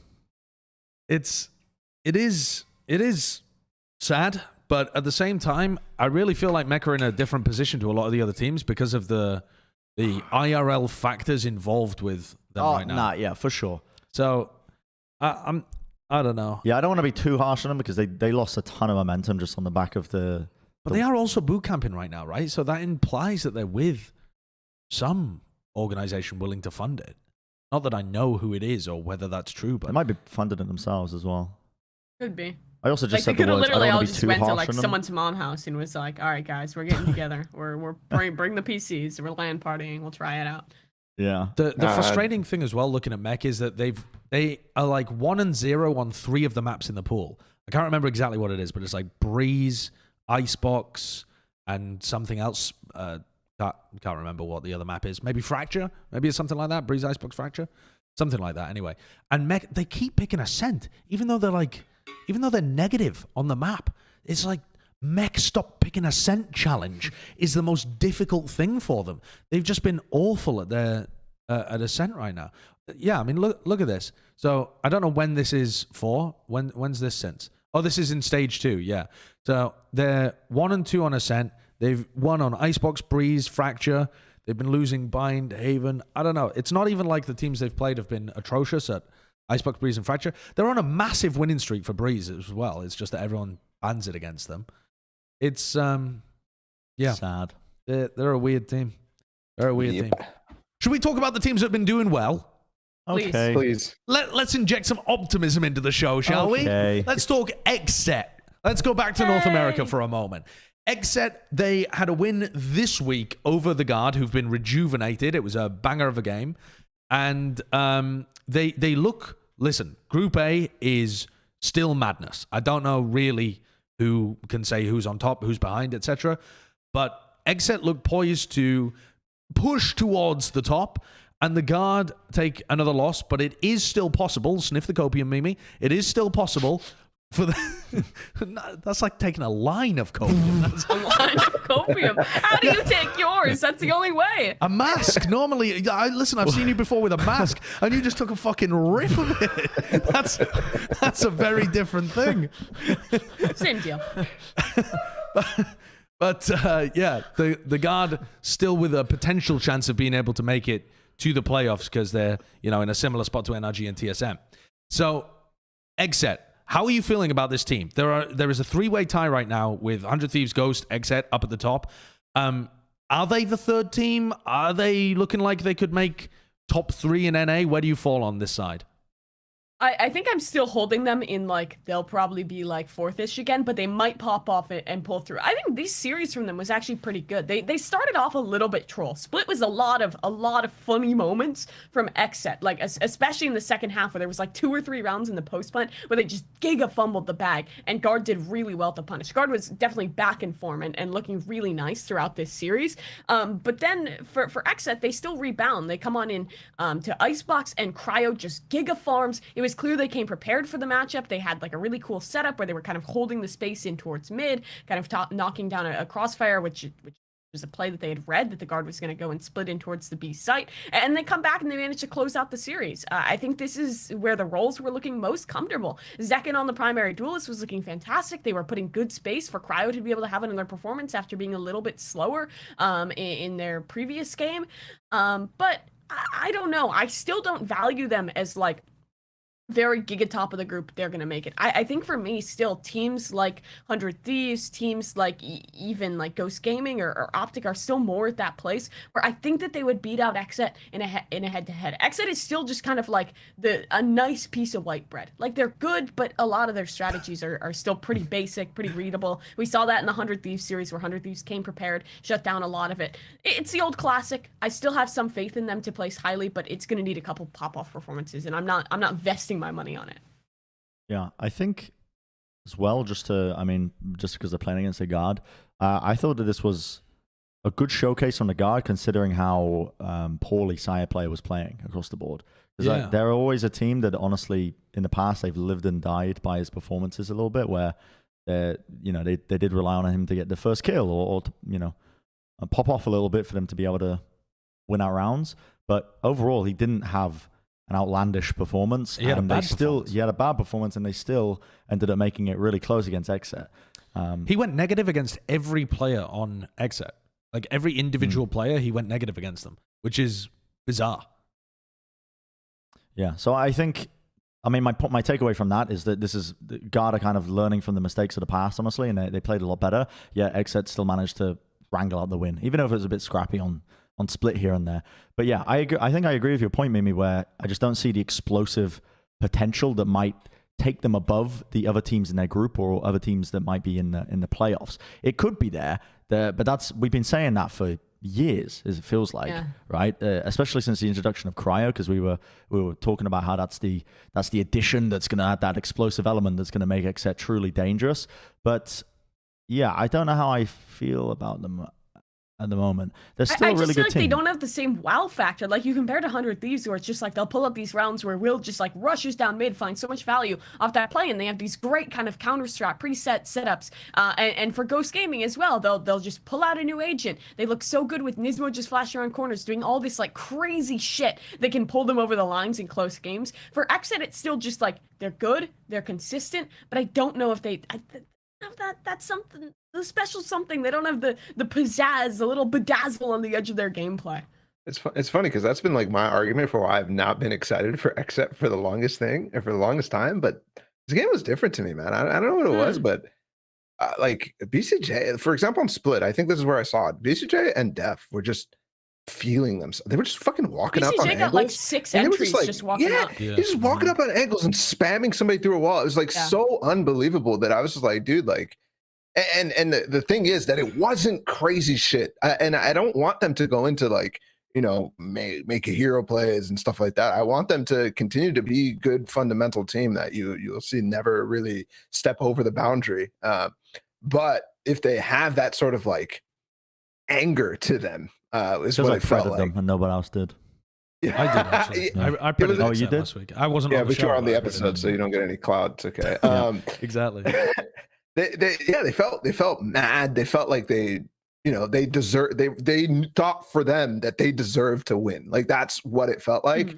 And I know that sounds stupid as shit, but you could see it in the gameplay, which is why I'm like, dude, I'm kind of feeling XSET right now. I'm not saying that they're gonna, make it to Copenhagen. I don't think I'm that comfortable with them, but it is a team that I feel like I wouldn't be surprised, is my point. Whereas before I would have been surprised. See, I think this team is always like you need like a multiplicity of things to activate for them to have one of those wow performances. And I think you're right that like the BCJ performance in particular and some of the moments from Death definitely pushed them closer to it. On Icebox here, this map was very much just dominated by like Zekken and Cryo were having a game and a half. Cryo on the defensive side, every time he got down that op, was completely denying what Guard wanted to do. Saya player was getting kind of boomed on this map by some of those opening setups. I think he had like a really awful performance overall, and I think a lot of that is credited to how well XSET was shutting down these entries and getting away. I think if you compare it to a team like to Cloud9 or to when the changes were made for Guard, the role swaps it feels like it just makes sense. This team continues to just like make sense to me. And we finally got to see them in a game where they really got pressed to the limit and they still held on tight, which I think for XSET of yore, I don't know if they would have won this game back in stage 1. I think the improvements as individuals in the role swaps have really kind of elevated them above to a place where they really are. I think more than ever. I know everyone's always been like, XSET could be top 3. I finally feel like they're getting close to that. I still don't know if they have what it takes to push over the line. I mean, the mad thing is that in order to make it top 3, there's like 5 teams that are trying to make it top 3 right now, or maybe even 6 teams that are trying to make it top 3. So yeah, it just every time it feels like XSET get closer, there's a new... It's playing whack-a-mole. They have to keep knocking down new challenges that rise up. Like, who the fuck thought EG would be one of the teams to be contesting XSET? And now they're like, bloody hell, we have to knock these guys down as well? It's kind of silly. Let's take a moment to talk about the Guard, though, because there is still a route for them to get back to playoffs. They are currently, I think, in that spot, but there's still one game left to play for all of them. It's just whoever wins between NRG and the Guard makes it through. And the TSM game is irrelevant because it would be a tiebreaker between the winner of the Guard and NRG, and TSM has lost to both those teams. Right. So it literally just comes down to that match. So their fate is in their own hands here. Have you seen enough from the Guard, first of all, to make you believe that that's likely, and second, to believe they could make any kind of run when it comes to the playoffs? Yes. Good. Let's move on. Both questions? I think the Guard yes and no. They moved back into the comfort role. Saya player had an unconventional turn down performance in the last match, but that's not going to be the norm, I don't think, moving forwards. But the team seems to be on the right track of getting their mojo back. And their opponents that are up against, which is NRG, I think NRG have shown great signs of just creative elements where they're throwing out interesting compositions and whatnot, but they are actually missing a couple of pieces behind compared to the other teams, because sometimes it's too creative and sometimes there's not as much thought being put into the general. I would describe Yoru as being too creative. Yeah, yes. I mean, sometimes Yoru's okay. Sometimes I like Yoru, but not when it feels like just kind of throwing it in for the sake of throwing it in without too much to try and really activate it and make it work. But they showcased, I think, in this match that I would still consider XSET a really top team. They played them really close. And next week, if Sire Player is back in good form, I think they shouldn't have an issue playing against NRG. I think there should be a lockup for that series. I think there should be a lockup for playoffs. And then they get given a bit of a buffer where they can actually start to then... wouldn't be a buffer. They'd be straight down into the lower bracket, right? Yes, they would, because they'd be fourth place team. They don't, and not exactly a buffer. They wouldn't have much time to practice either, or they wouldn't have much time in between. It's just like next week playoffs, they just go. They have to go right away. So even if they do win that one on out. True, yeah. But I think the going back to their old comps to me seems good enough to get them to playoffs, but not good enough to actually make a deep run, because they're just doing the same stuff that they were doing. They're not innovating and they're not pushing themselves forward. They've lost weeks, basically. Yeah. They were innovating and it didn't work, so they had to go back. Yeah, basically you had to revert back to a previous form, and now you're kind of a couple of weeks behind everyone else that's done the correct branch of innovation. Yep, and this is going to be the hardest playoffs that NA has seen. So, I mean, it's going to be so difficult for them coming in the lower bracket. They have none of the new combos and stuff like that. Like a lot of their stuff is known. It's easy to play around. I think it's going to be really difficult. And at the same time, too, like I think what's convincing for me why they should make playoffs, why they should beat NRG, is that Trent and Valen are also coming online. Which finally, I mean, they haven't been here at all this season.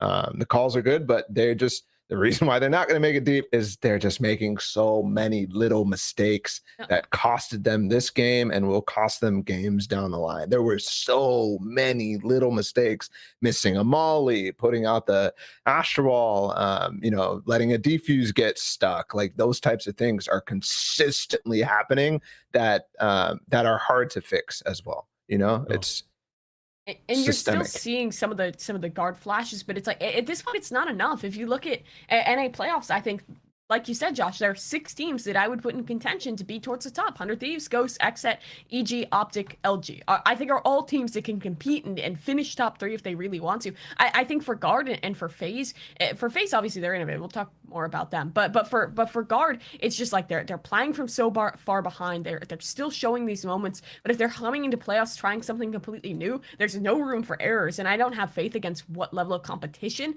that NA is putting up that they can implement something new and have no errors. And if they just stick to what they've been doing, I think they just get boomed by someone like Ghost Gaming, who's just gonna like giga util dump them with a fade and a KO and run it down and just force them to play into Ghost's game. I just have no faith.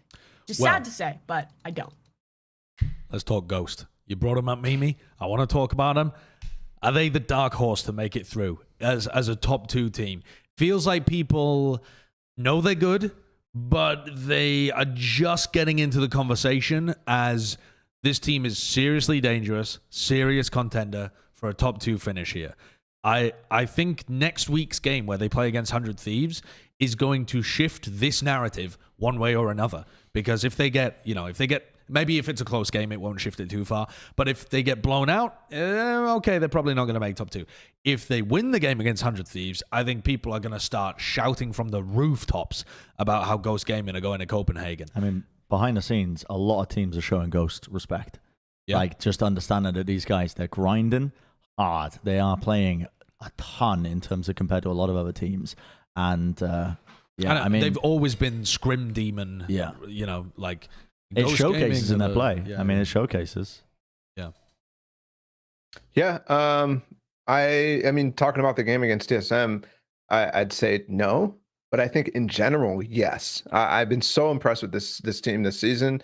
And this was like, to me, was like a slight stumbling block because I didn't necessarily feel the same like level of chemistry, cohesion between all of them. It felt a lot more like a scrappy game where they were relying on their executes and then coming down to clutch situations, which sometimes was because TSM played pretty good, but other times was also just because I don't know, it just didn't feel like they were on the same page. But that doesn't mean that, it's just this game for me took a step back on my rankings for them. If that makes any sense. Okay. Mimi, where are you at in this Ghost conversation? My Ghost Hopium is still pretty high. I agree with Balla. I think a lot of this game was some mistakes that were being made by Ghost. I think this Breeze game, for example, was pretty poor from them, at least in the way that they started. TSM was just owning on the defense. They were running down mid. Ghost was so slow to adapt. They were really only staying alive because of these eco rounds. They won 2 or 3 eco rounds in this half, Yeah, and then they only actually picked up 1 rifle round. Like, it was 1 rifle round that they won in the first half, and they still come back, managed to win out the map. And credit to them for being able to rally back. It speaks volumes about how the kind of tenacity of this team and how well they can kind of switch things around and push through. A lot of that was both Koala and John QT picking a massive impact with the op, and Proto just being a god tier anchor.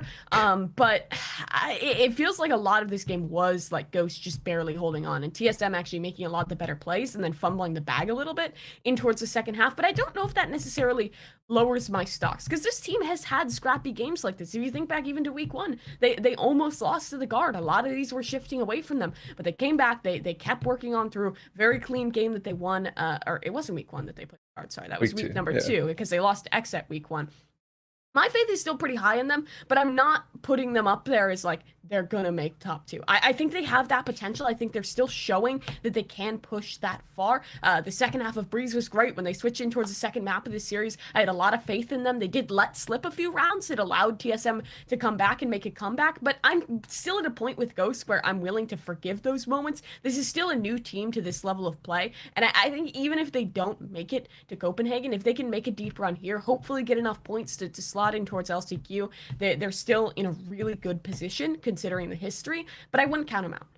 I'm pretty high up on Ghost still, personally, because I didn't felt like TSM actually are a team that they, just because, I don't know, I look at the record and it's easy to get into the mentality that they are like one of the worst teams in the group, but they consistently play a lot of teams pretty close. Well, their games and are so make, close. It wasn't that bad. they make good improvements as well. I feel like TSM is almost, I don't know, they're I'm not going to say unlucky to be near the bottom of the group, but I think they're a decent team. And I think Ghost, though, the thing that's carrying them forwards in my eyes is, okay, they're lacking the experience and not necessarily time playing with each other, but sometimes you see that come through in the rounds. But the difference maker is consistently their game plans that they're cooking up. They have cool ideas on pistol rounds. They have great overall ideas of how they want to play maps and scenarios. Like the second half of Breeze here, is this round 19? Okay, yeah. I mean, the previous round to this, they kind of floundered it a little bit, but I loved how active they were playing on the Breeze defense when they swapped around. Constantly, Koala were getting pushed up into deep angles like a halls push, a cave push, whatever. As soon as the operator was in his hands as well, trying to play around mid, setting him up to succeed all the time. And this is a team that's not. They don't lose confidence when they have a bit of a rough series. Like a lot of teams, I think the first half of that, they're only winning the eco rounds. You know, the confidence might get knocked a little bit, and it does affect their play coming into it. But they were right back into it with a game plan of like how they wanted to take the second half. They were right back into things. And I think Split as well showcased that they do have a lot of really cool, just kind of protocol trap plays. When they were playing it, like a bunch of how many C's nades they get right off holding. the rip? Yeah, I mean it's tons of it, and sometimes honestly they are just there with utility in their hands, and it's like they get caught off guard a little bit because of it. But that is the one thing that they have as an advantage over every other team, is that these guys are grinding harder. They are playing way more server time, way more scrims than it feels like a lot of other teams right now, and they just have so many options and answers and ideas to pull out in a match to throw a team off. In a series, which is why I think every team is respecting them quite a bit as well. I think, 100 Thieves, got to be respecting them coming into this series. I not to say that they're overconfident and cocky. I think they are probably going to be coming into this one with a lot of respect for Ghost. But yeah, this team could do damage. They look like they could be very dangerous heading into playoffs if they end up going that far.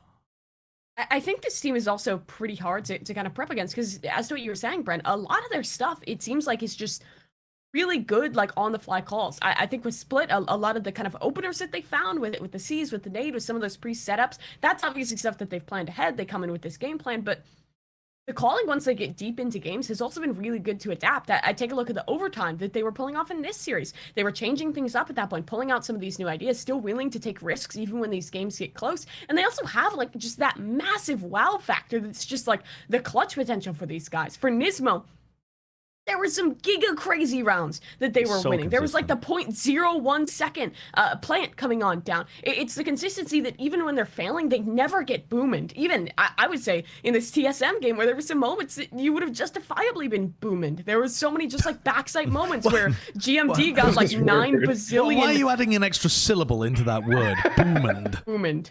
I don't know. I think it has more impact. I think it has more The impact. evolution of language before our eyes. It's changing. Yeah, but there was moments where they could have gotten, fine, I'll regress with you, where they could have been boomed by some of the stuff that TSM was pulling out. But they didn't. They stuck with it. They kept bringing out new ideas. Even when the game got close, they won through. I think all it takes for them to beat 100 Thieves or something is keep up with that prep, have the cool ideas coming in, be just as good at the adaptation, and then just have a couple like batshit insane Nismo rounds. All good, you win. So, am I right in thinking that Ghost cannot be the #1 seed, though, if XSET win their next game against TSM? Because even if Ghost win against 100 Thieves, they would be tied with XSET if XSET also win, and then XSET wins the head-to-head against Ghost. Ghost. I think they need XSET to lose. Yeah, in order to win or to be first seed, they need to win, and then XSET has to lose, and then they're first seed. And maybe some of the viewers are thinking, well, why does that really matter? I mean, it's first seed, second seed, but it makes a huge difference in this format. Yeah, can you pull up the playoff bracket on VLR? If you like, you can just click on the stage 2 and then go to playoffs. It will showcase the seeding and the positioning of it. But it's basically 2 wins and you go to Copenhagen if you're in first seed. Yeah, if you're in first seed though, if you're in first seed for Group A, which is what this would be, you're going to be facing off against OpTic though as well.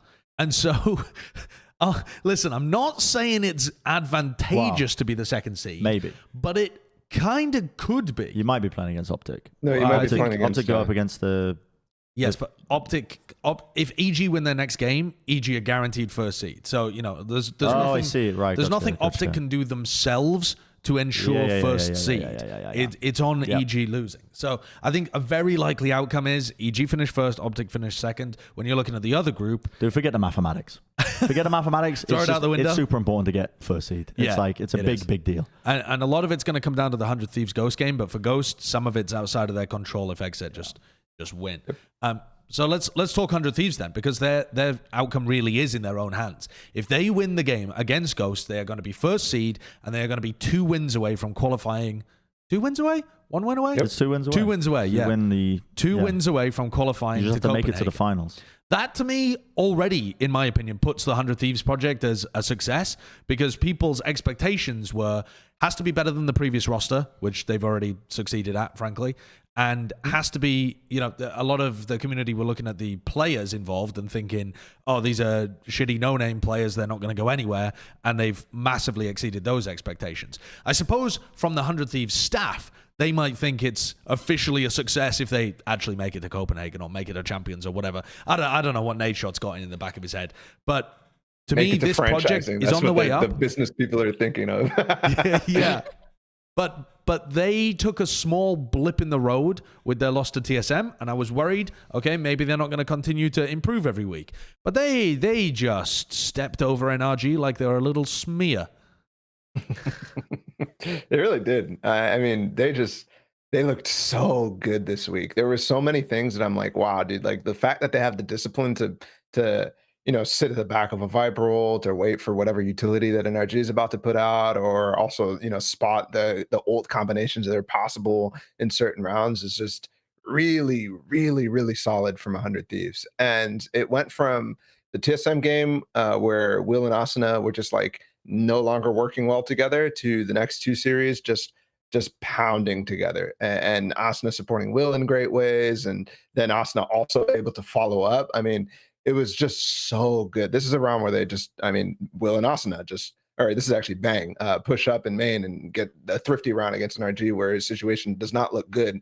There's many situations like this, and they're innovating at the same time. On a map like Icebox, which I think they need to continue to lean on, they just are coming up with a little bit of adjustments here, a little bit of innovation there. And it's just beautiful to see, honestly. And I could see it continue to add to all the different maps as well. I really love that about 100 Thieves watching them. I think they have good macro ideas coming into maps about what the important areas are to fight over, what the game plans are.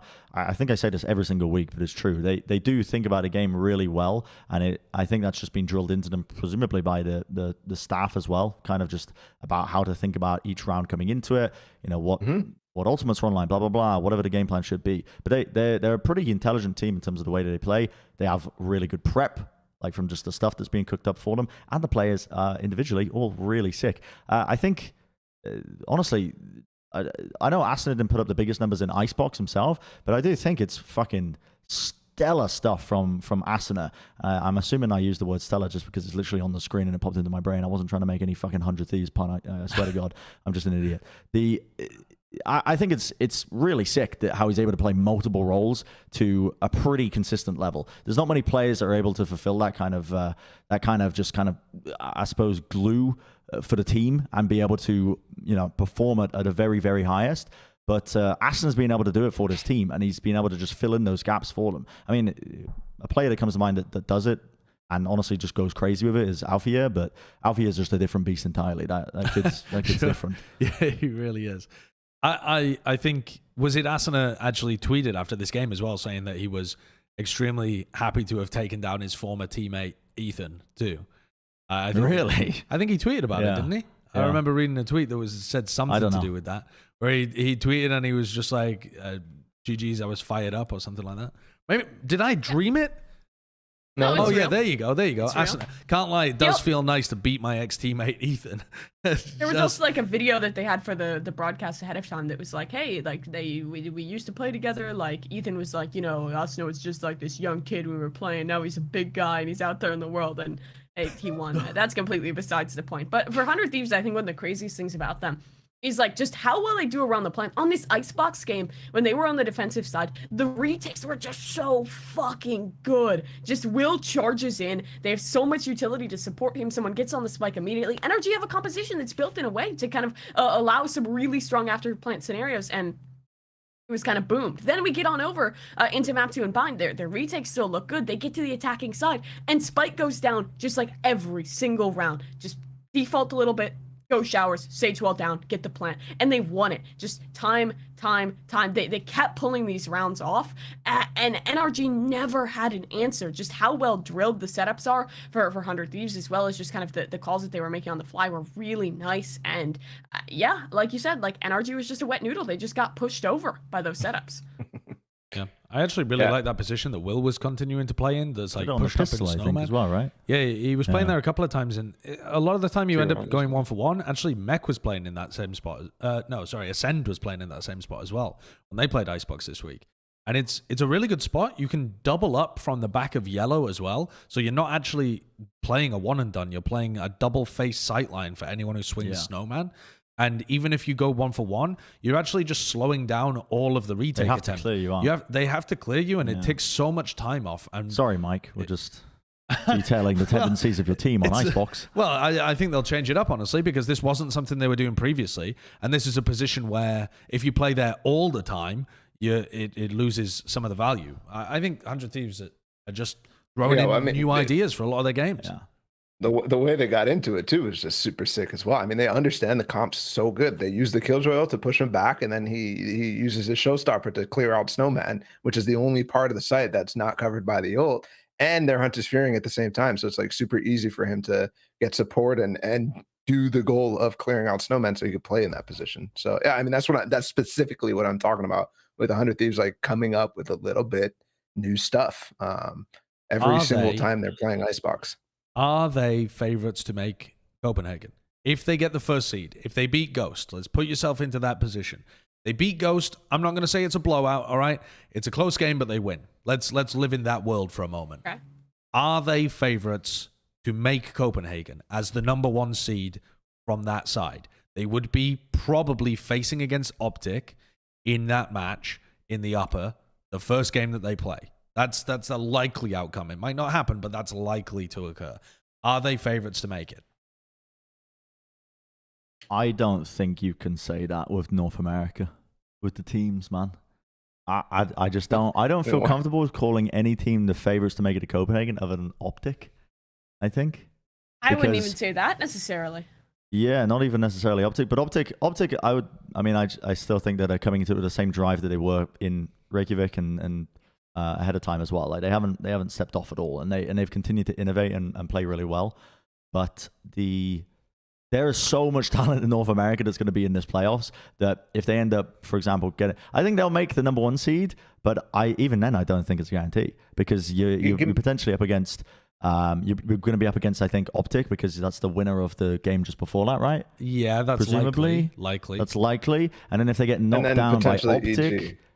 yeah, they have to go up against any sort of team, any combination of teams. Could be going up against XSET. Could be looking at Guard that have got a couple of games under their belt now and are looking a bit more well drilled and prepped. Like, you don't know if that team's going to turn up. EG have been playing so fucking well recently. Like, Jorgamo's a nutcase. Just, I think. But it's close enough that we need a way to hedge here, Josh. We need to come up with a way for us to hedge. I don't think I'm willing to make a favorite either, honestly. Okay. I think they're within that conversation, but Dude, FNS was right. It's so hard. There should be 6 teams, 6 spots, 6 spots for the global events in North America. FNS was right. The region's too stacked. Yeah. I have EG, 100 Thieves, OpTic, and Ghost within my place, and I think OpTic and EG are up towards the top, and then 100 Thieves is like potentially able to take down one of them, and I don't know, it's so close, man, so close. Yeah, difficult to call for sure. I mean, like I said, I think that 100 Thieves Ghost game is an absolute must watch. Yeah. For this, I think for me, that's going to set a lot of the expectations around who I would hedge towards a favorite. Because right now, I'm kind of weighting 100 Thieves and Ghost pretty equally in how I place them. I'm with Balla in that I think like OpTic and EG are like probably at like towards the very top, and I would put like 100 Thieves, Ghost about the same position. I think if 100 Thieves win that series, I would feel a lot safer saying that they're a team that is likely to make it on in. But without knowing that result and how those two teams stack up, I don't want to go crazy. Okay. The other thing that I haven't seen yet from 100 Thieves is playing against a meta team. Somebody's throwing some crazy shit at you, right? They haven't played any of the Neon stuff. They haven't played against really any of the good Fade stuff yet. This is going to be that team. It's going to be Ghost who's going to throw it at them. Yeah. On the other side of things, at the top of Group B, two teams that we talked about a lot in terms of favorites from making it to Copenhagen potentially. You had EG getting a win over OpTic. Listen, I don't think there's a curse. There's no curse.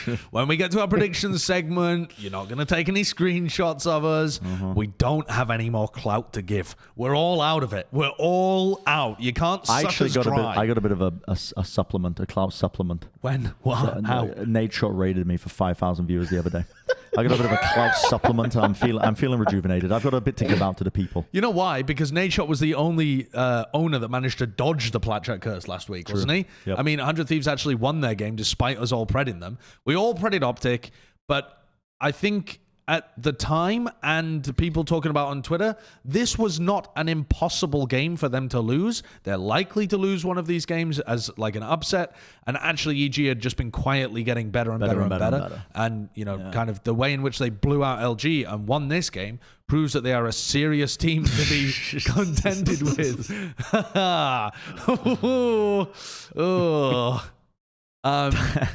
Okay, so this match, it's a bit of a banger, hidden banger. What goes on here? Someone run me through this game. Balla, what's going on here? How did EG take down the best team in the world? I mean, Bind, to start with Bind, it was such a good game. I think OpTic come out pretty strong after losing the pistol. EG's winning like every single pistol in this series, except for like one, I think, on Ascent. Pistol win rate's crazy. Yeah, and EG continued to do the thing that they did last week against LG, which was just a fantastic Fade implementation, paired with the Rays and basically everything else that they're doing. They just look so solid. And it wasn't like they were prepped against OpTic specifically, just like that flash, for example, from Jogamo. And then he comes out with this bullshit where they're like, oh, right away, TP. And you get to, I mean, Jogamo's but cracked. Mark is holding him there, and he's just fast enough. I mean, there's situations like that where, and this is twice in a row as well, where Jogamo just pops off. Every single member of EG was firing on all cylinders. and OpTic was, to me, fighting right back. I think there's probably a little bit of deficiencies on their bind comp at this point, where they're a little behind, where EG is able to like take a little bit of extra space. For example, here's another round where they play so well together. Apoth just gives his life up to make it look like there's nothing in front of this wall, and Jogamo, nobody's checking him, and that's like, yeah, sure, it's a mistake from OpTic, but it's forced by EG. You know, those sort of things. It's so good from You don't EG. expect a reposition close to the wall there. Yeah, I know. If you're asking the question, why didn't they clear right underneath the box, then I think that's the wrong question to be asking. Yeah, but again, that's like finesse, for example. That's outdated Viper stuff, right? They're trying to walk in front of the wall and then execute, drop it, whatever. Either fight lamps or fight in front of the wall. And EG just knows how to play against it, right? During the timings, let's just re-clear in front of that wall, and it looks great. So those types of things. Yeah, really good from EG. They understand everything, I think, about these comps that they're playing. And it is such a different comp. I mean, missing out the Viper on Bind is a revolutionary act, essentially. There's been a lot of teams trying to integrate the Fade, but they've been taking the Chamber out of the comp and leaving the double controller in there. Whereas EG are going in a different direction, and it just looks... It looked gorgeous, but I feel like part of the reason it looked gorgeous is also because Jogamo and Boostio were destroying too. So, there were certainly rounds where things could have got a bit sticky, but Jogamo destroys Marved, or Jogamo destroys Ye, or something like that, where you just, at some point... gets a first pick. Yeah, at some point when your players are popping off that fucking hard on Bind... you're going to win a lot of the rounds just by virtue of winning so many of those crucial duels in the middle of the game. Yep. And first kills too. I mean, if you pull up the stats and look at like the performance tab, look at Ye versus Boostio. I mean, you don't have to do it. I can just read it. 8-3 for Boostio against Ye, like +5. Like that fight, which is so important. Many times Ye is just walking up long and just dying to Boostio. Like it's really, really solid stuff. First kills. There you go. Yeah, first kills 3-1. Like, it's so solid. Yeah, this was also the first series in Ye's history with OpTic where he went negative. I mean, that is a mind-boggling. And he went -1. Yeah. I mean, he got -2. He goes -2 in the series overall. That's the first time with OpTic he's gone negative. The last time was like a year ago playing with that Unbox or something. I don't even know when it was. Can you pull up his tweet after the game as well? I mean, he was really hard on himself. Super hard on himself. But my God, I mean, it is exactly what I think it was you that said it in a prior episode, Josh, about like Ye being so good that we're just... I said it on the desk. Oh, you said on the desk. I had a desk segment where I said, Ye is the best player in the world, and we've all become numb to it. We're just numb to the fact that this guy is so good. But yeah, I mean, I don't think he played awfully. Like, he was like 16-12 in terms of first kills to first death. He was just up against Jogamo and Boostio playing the games of their lives. Like, they were going crazy. But also, those games are becoming more common for Jogamo and Boostio. You know, Boostio, when they played last stage against EG, had a life game against Cloud9 where he just ran around and fucked them on Jett. I mean, at what point does it just become the consistent Exactly. factor? At that point, I was like, damn, that's a fucking life game. The guy's not going to repeat that for a while. Then Jogamo has a few in this stage, and Boostio's having more, and you're like, holy shit, actually, they're just becoming really great players in a good system.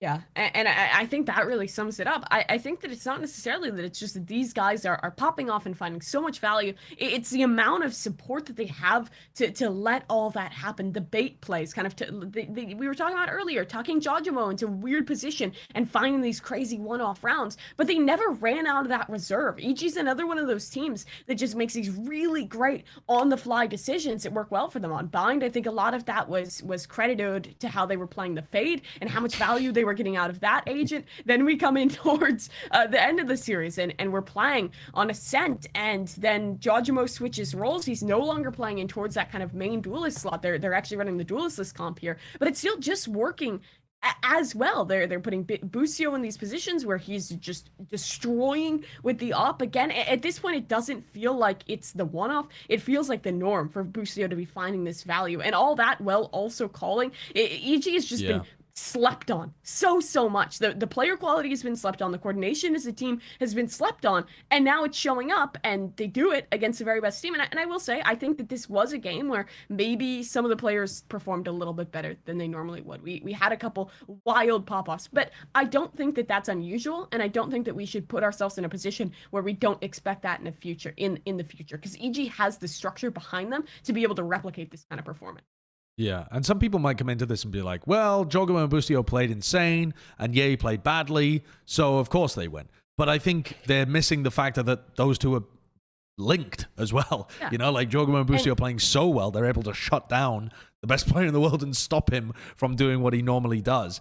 On top of that, too, they're a Ascent comp, right? I don't think we're going to see OpTic playing the Euro again. I think it got kind of figured out. Fair enough. That is probably going to be another factor that doesn't rear its head if these two match up again. You know, you should still probably be predicting OpTic in a rematch. Maybe, who knows? I think I would. But the point also being, EG are bringing something brand new, even thematically, to Ascent. They brought something new to bind with the solo controller, which sounds weird to say, but that is kind of new. And then they've brought something new here with the Fade being played at the same time as the Sova and the KO. People don't play Triple Initiator on this map, really. You just don't see it. Yeah. People are subbing out the Sova for the Fade. When EG were running these execs, playing it as well, but yeah. Holy fuck. The Prowler, the Recon, the Nade, the Flash. It's like just cascading utility that you can't do anything against. I mean, just specifically the double dart. I mean, the double scan wall hack. It is so broken. I mean, you saw both on attack and on defense, but specifically defense. Calm was just literally sitting in the B side, and I think this might be one of the this is one of the attack rounds. Dart lands in the back. Fade thing comes in the front, and he's just TPing. Everybody's like just hiding from any of that. There's flashes, everything. Like you can't do anything against this sort of thing, and it happens over and over and over. OpTic actually dealt pretty damn well with it, which is crazy. Yeah. But then on the defensive side, it's so busted. I mean, try to enter the site with a dart. Like it's the same concept as a flash landing in front of you and a flash landing behind you. You can't turn it, right? Yep. For the darts, you're doing that both on top of darts. You can't shoot both. That one's way up high behind you, and one is in front of you. Yeah, and you're blind at the same time. It's ridiculous. So you could see in moments like this where there's the ult coming in at the same time. That's happening with the Fade Eye. They're getting spammed. And then also Com's Dart gets 3 tags on Marved. Like he can't do anything because he's fighting. There's like it's so oppressive. And it's the a reason thing that why they're giving up with this comp is the gap closing ability. They don't have, the Jett or the Raze or something like that to like jump in really far, but they have so much utility that puts pressure on the anchors, and they're so confident in scaling once they've used that utility. They just all push in together, and they're just in your face before you can deal with them. And that's a sign of another really good team on their attack side, is that they don't get snarled up by running these zero duelist comps where people are timid and they don't want to go in, and all of the initiators are sat back throwing utility for a non-existent duelist. That's not happening. They throw their utility and then they're in, and then the next guys throw a utility and they're in, and it's all seamless. If you try and run that comp, listen, if we tried to copy that comp for our Boomerangs tournament, we'd be fucking it up so badly that no one would want to go through the choke point. We'd all be throwing util. No one would be fragging. Because I'd be trying to go through the util and I'd be blind. Like and yet EG just make it look like an orchestra. It was a really impressive map, I think.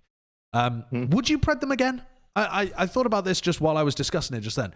If these two had a rematch at some point in the playoffs, and we don't know anything about how they've got there or whatever, would you rely on the historic data of OpTic, or would you be punting on EG again? Or is it even a punt? I would say no, it's not a punt, and I think I'd look at the actual conditions that brought them there to actually make a decision. It would not just be it's OpTic against EG. Like I'm just going to pred OpTic. It'd be a fair fight for me to actually pred it, is what I'm saying. Right. Yeah. Okay, then. Let's go into match prediction, shall we? Let's hex some more teams. Let's cast some spells. Ready, guys. Mimi's turn to hex the teams. So, first of all, another week of upsets. Let's check the stats. I'm fucking boomed. I'm actually boomed. All the ones I predicted as upsets were also all wrong.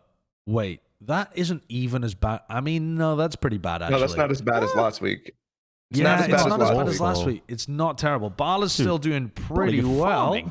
Balla's still doing Balla's very well. fucking farming. How? Mimi's doing all right too. But Mimi had a period of time where Mimi, you were. I had like a near perfect week. I had a week where I only got one wrong. This week, boom me. I was down there with Bren this week. I'm happy that I'm just better than a coin flip. I am honestly just happy that I'm better than a coin flip because with predictions, I'm notoriously bad at predictions because the little crow part of my brain just upset potential. Post looks good in scrims, by the way. Yeah, like the little tiny little. I don't know. One part of my brain just wants to go for the upset result. Well, you see in your mind the screenshot of just you with the right little logo under you, and you just think, God, think of how many I just think, God, and you the change cloud it over. I could gain from that. it would be good. Well, actually, it's kind of like inverse cloud. If we all collaborated to just pred the favorites in every game, I mean, the Plat Chat screenshots would be the only thing on the Reddit. It's true. It's like the fucking the prisoner's dilemma. You all have to pred the favorite, and we can all get clout. Or one person branches off, gets the clout for themselves, but betrays their friends, and no one else gets clout. I'm like a deity in American Gods. The more cloud I get, the more powerful I become in the Valorant scene. Let's take a look at the viewer prediction, shall we? The viewers. Oh, what did you pred, little Timmy? You went for C9. Unlucky. Oh, unfortunate. Wah, wah. Ooh, worse than a coin flip. There was only one of us who went for LG. I think it was a Vast. So like, why are we talking? I went for LG as well. Yeah. Oh, there you go. You and a Vast. We all got fucked. But also, listen, Timmy's viewers, we always give you the more difficult match to pred because that's the match of the week. So listen, we don't feel bad. We get to farm all of the easy preds like watching. OpTic over EG. Yep. Wait a second. Okay, first game up. Let's take a look at this one. It's XSET playing against TSM. There is a clear favorite here. Smile for the camera, everyone. Okay, I don't think this is going to happen though. No. Right, guys? No, I mean, I don't think TSM. I don't think the curse is going to happen. Yeah, Kurt lets out a what? Like I've just deliberately rigged the preds. We've all gone XSET. I think that's the presumed result. Like, I mean, XSET just look like they are still a level ahead of a lot of the teams coming into this. TSM though have been making improvements. Don't get me It wrong. looked really Why are you guys surprisingly taking this good serious? against Ghost. Hold up a second, guys. This is how I treat these last week friends. I know it's seeding matches and they matter, and that's the reason why I'm printing XSET. They need to win to get first seed. Yep. TSM is out of everything. They don't give a fuck. So like, yeah, That usually means TSM will win historically. No. Historically, the team that has nothing to play for often wins and upsets the teams that do have things to play for. Oh, God. Okay, let's take a look at the next game as well, because I have a feeling that we're going to be aligned again. NRG, the guard. Uh-oh, it's the guard again. and this one actually matters. Does matter. Yeah, this one does matter. We've all gone the guard, and I think that makes sense. Yeah, we've already spoken about what the guard was doing well, and kind of what the guard was doing. I think this has more upset potential than the TSM XSET game. I mean, kind of course, because TSM don't give a fuck, but I think the guard have, I don't know, shown me enough wonky stuff that I still feel a bit trepidatious about predding them. But they should be fine here. They should be fine. Yeah, Balla? NRG has just done the most wonky comp things. We haven't really talked about them. We just like briefly touched on them, but the Yoru and the Omen on Icebox and Breeze, the Neon on Bind. Like, it's just, it really makes me look at the team and say, okay, Som wants to play these agents, and the rest of the team is like, okay, I guess we'll play it. And that's the extent of it, because they come in with like two things that they want to do on each side with the thing, and then half the time they're not running them, and there's no idea or general plan of why this comp is good for them. And that to me, just, I have no confidence in it. And if that's what they've been working on the past 3 weeks, and they can't get wins with them, then I'm sorry, but the guard are going to handle them. NRG's just always been like, cool idea, and then the execution is just terrible. Like, it's like they bring out like, we're gonna change your comp, we're gonna try something new, we're gonna try and be innovators, and then they get into the server, they try like the 3 preset executes that they had ready, they don't really work, and then it's like, there's 10 more rounds to play. What the hell are we doing, guys? Yeah, they're sandbagging. All they need to do, buy full armor, play normal comps, they beat the guard.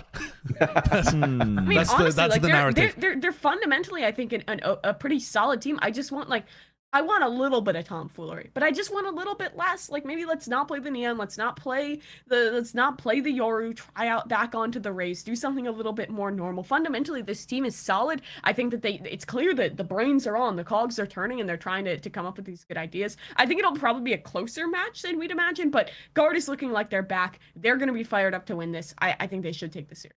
Okay, next game coming up. Huge one. Biggest game of the week. 100 Thieves Ghost. This potentially decides who's on top. And hot damn, we were so close to being aligned in a game that I think is essentially 50-50. Yeah. That would have been very bad for us. But for any audio listeners, Mimi has gone with Ghost. The other three of us have gone with 100 Thieves. I'm going to start with the ball as in your court, Mimi. Run me through the Ghost pick.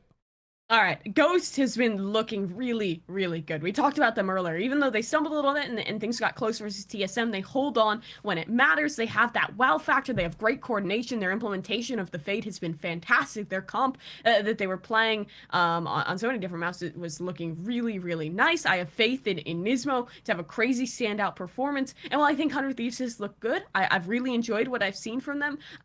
My faith is a little bit more in towards the court, of Ghost, and I'm kind of just punting that way. This game really was 50-50 though. So both these teams have looked excellent. I could have easily gone 100 Thieves. My mind was destroyed trying to make this decision, but I've doubted Ghost one too many times. I essentially flipped a mental coin. Yeah, this is so hard to call. I'm curious though. What did everybody else pred like who's not on the show? Did we get the preds from everyone else, Kurt? Sure.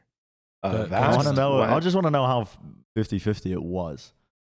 Yeah, I mean, yeah, even in a 50-50. Because I think we all might subconsciously be leaning towards the clout option. I mean, one of the reasons that I predicted there was only a Vast who went with Ghost. Outside of Mimi. Okay. I mean, yeah. No, never mind. You're right. That's like 4-2 for 100 Thieves. Yep. I think. Yeah. I think this one's going to be incredibly close. I imagine this is probably going to be our viewers' pick as well, Kurt. Is that right? Hell yeah. So for the match of the week. For the match of the week. So again, we're just giving you the impossible games to bread. Because I don't even know like what you really grab onto here. I feel like one of the good things has been like Ghost playing very heavily for retakes versus 100 Thieves playing immaculately in post plants. I feel like that's going to be a massive portion of this game, looking at the attack side of 100 Thieves against the defense side of Ghost and seeing how they match up. Like, can 100 Thieves actually hold on in those post-plant situations against a team that's been playing really nicely like that? And yeah, whether Nismo and the Fade kind of aspect of things can overpower 100 Thieves' more conventional picks. Yeah, I could see this is this is a Sean Garris. This is a Sean Garris diff right here. I just feel like this is like the biggest challenge and the biggest nerding out moment for them this entire season. Is just watching Ghost VODs and prepping, and what I saw from prep from them in the last two series, which was just instilling a sense of discipline and understanding about what the two different goals of both teams are. I can't see it going another way, honestly. Really? Wow, you feel confident in the 100 Thieves pick? I'm pretty confident in 100 Thieves, yeah. Ooh. I'm a bit more even though. I don't know. I feel like Ghost are really gonna test 100 Thieves on the fly decision making of how to solve problems that get thrown their way through like set plays, through quirky ideas, because Ghost I think are gonna come into this with a lot of different looks, and it is gonna test them in terms of how well they deal with it. Which typically inexperienced teams don't do well in terms of just how they deal with stuff like that. But 100 Thieves have showcased nothing but strength upon strength, I think, even after their loss. So yeah, I don't know. Which I do think was an under prep for them against TSM. I mean, I listened to the Sean Garris episode of Vandals, and it was clear that there's a lot of stuff going on. They weren't at boot camp. They just weren't ready for that game. Yeah, they are at a boot camp right now. 100 Thieves are in Dallas. I mean, I think Ghosts are in a boot camp as well, right? They are. In Atlanta, yeah. I think are they at the Complexity place or something? Who? They might be. I don't know. Yeah, I can't remember. Somebody's there, but I can't remember which they have something in Atlanta. I'm not sure if they're actually there, though. Right, okay. Well, either way, this one's going to be a ultra banger of a match coming up this week. Let's take a look at the next one, though. It is FaZe playing against EG. Coming into this, maybe most of us would have been predding FaZe, but now everyone unanimously on the EG train. Does this one have upset potential? Do we need to smile for the camera here, Mimi? Maybe not a full smile, but like a little smirk, like a little, like put your eyes towards the camera. I think the last, Yeah, that's perfect. Thank you, Josh. How do you smirk? What are you doing? I'm trying to smirk. What's a smirk? Like It's like a little. half smile. It's like a. Be a little, just like a. What are you doing, mate? Look like you're trying to eat your mustache. I'm doing the fucking you know, Looks like like when, Indiana Jones. I like it. like the. They looked really good last week, guys. I'm pulling us back on track. We need more serious analysis. Thank and you, please hard-hitting do. ideas on this show. Yeah, I don't know. I think Baby Bay looks. Who is that? Was that Bren? Who is that? Was that Brad? I don't think it's Bren. It's just Google image results. For smirk. Yes. Wow, I okay. only saw it on my screen for a second. I caught glasses. I caught hair. I thought that's got to be Damn, Bren. Brad. It's me, right? Damn. No, I don't think I've ever looked. I mean, that guy's got a better hairline than me. He's also literally a model. Is he? I mean, he's Bren's a modeling. model. That's by definition. You don't know that. Well, Anybody he's can get a just camera these perfectly days. lit in a family photograph.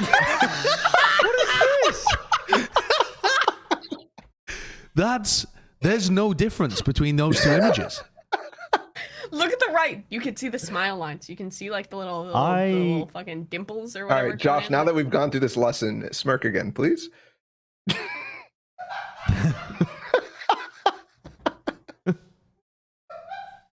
That's terrifying. I mean, that's what that terrifying. thing was doing. Mimi, sorry. The floor is now yours. I don't know why I Talk can to speak me. anymore. FaZe looked okay last week. Sentinels almost boomed them, but Baby Bay's Neon was looking incredible. The coordination for the team was nice. I liked Fly on the breach. Those are cool moments. I like that FaZe is thinking. This team still has potential. Unless EG just has like the worst game of their life, I don't think they can lose this. I don't think there's much upset potential here. Maybe there's like one crazy miracle, but this really should be EG, considering also that they have. I guess actually FaZe has more to play for, because if they lose this match, they're more. Can they even get out of fourth place? I don't think even if they win this, they can. It doesn't matter for them. So yeah, I don't think it's gonna happen. Okay. Well, this next game is so sad. Very sad. Cloud9 are playing against Sentinels. The This fucking teams guy. are out. This fucking This guy. I don't know. No, don't run the match of the week. Don't run the match of the week. I don't even like. I guess Cloud9's year is not over, whereas Sentinels might be. So maybe C9 have a bit more to. I mean, you actually do get more points for being a little higher in the group. So That's true. You get actually, 5 more it points. might be a really important game for Sentinels to win, because if they can finish Dude, above, they ain't thinking about that. And also, listen, I'm gonna run through this quick because I'm actually about to piss myself. I'm just holding on for the break time. I'm desperately searching for it. Sentinels got nothing to play for anymore. They're playing with Raucous in the lineup. Dude, this team is just it sounds like you want to pred Cloud9. No. And yet you've picked no, Sentinels. because what have I said? Historically, throughout these esports matches, the teams with nothing to play for. I mean, both teams don't really have that much to play for. I guess Cloud9 are out, but I feel like Sentinels are going to come into this with so much whimsy, so much just prowess. Raucous, desperate to prove himself on the big stage, really wants to get back into pro play, even though he's a coach. I don't know why, but listen, that's the vibe I get. I think they're just going to take away a dub here. I think they're going to take away their win. I don't know. And I would get so much fucking clout if they win. Just unbelievable amounts. I think even the fan base might not be paying attention at this point. You know what casting this game? Are we casting this game? God, why do we always get the irrelevant clout matches? Dude, I feel like I've been contracted by Sentinels. Swear to fuck. Sentinels games. I'm always casting the bloody Sentinels losses. God. I feel like a harbinger of doom. I feel like the Sentinels fan base just associates my bald head with the downfall of their org. Yep. Fuck Especially when you me. fucking associate it with the downfall of the Roman Empire. I called it. Listen, I called it. It was the beginning of the end. Oh fuck. Okay, next game. This one doesn't really matter. It's just going to be funny, I guess. OpTic LG though. This one actually could. Nope, that's not right. Hold on. Okay, Curtis That's is not right. I pulled up my creds. Curtis has pulled a little trolly thing That's a troll. here. There's a little troll going on I here. didn't pred that team. There's a little troll occurring. No, this is right. No, this is saw it. right. Everyone smile. Smile. No, this is. I accidentally trolled. This is the exact opposite. Everybody picked OpTic. I'm gonna go to the bathroom before a screenshot gets taken. Okay, I mean, I guess in some sense, OpTic should be happy about this, but also, you know, OpTic are the obvious favorites in this game. I was the only one that was right. I can't believe you guys were so stupid and didn't predict OpTic. Is there any fuck. chance of an upset here? Is the fact that OpTic 100% ran of close against a C9 that was looking poo and then lost to EG, is there any chance of an upset happening here and OpTic falling behind even second place in their group? I mean, I don't even know whether that's feasible, but could OpTic lose this game? Yeah, I guess it's less likely than, you know, something that already happened, like the EG game. I like that's how it would be looking going into that as well. LG's good, but I also don't necessarily think that they're bringing the level of strats and, you know, meta that EG was. And I think that is necessary to beat OpTic when they're really pushing the pace, man. They are pushing the pace like more than a lot of other teams as well. I mean, I wouldn't be surprised to see them bring out even something else, like on ACEND, even switching up the org comp or bring out a new map like Breeze, for example. They let that through, by the way, last week. Just a low key let that through, which to me signifies that they're prepped on that because EG plays it. So it's I was amazed that EG didn't pick it when it was offered and still won the game. That was like, what? Hello? But I guess EG just weren't expecting that to be let through. So it's, you know, you don't want to change your prep at the last second. The only reason that I'm thinking there could still be an upset potential here is that OpTic's pistol rounds have been pretty devastatingly poor recently. I mean, very recently. Their overall pistol rounds for the year and stuff have still been fine. But if that trend continues and they're still losing, you know, their anti-eco rounds and stuff as well, I fear that this game could get close. And I think it shouldn't really be a close game. I think OpTic have shown the peaks to be able to beat an LG team fairly easily. But haven't all of their games been pretty close so far this season? I mean, aside from the Sentinels game, which was actually just a big troll, I mean, the rest of the games have been pretty close from OpTic.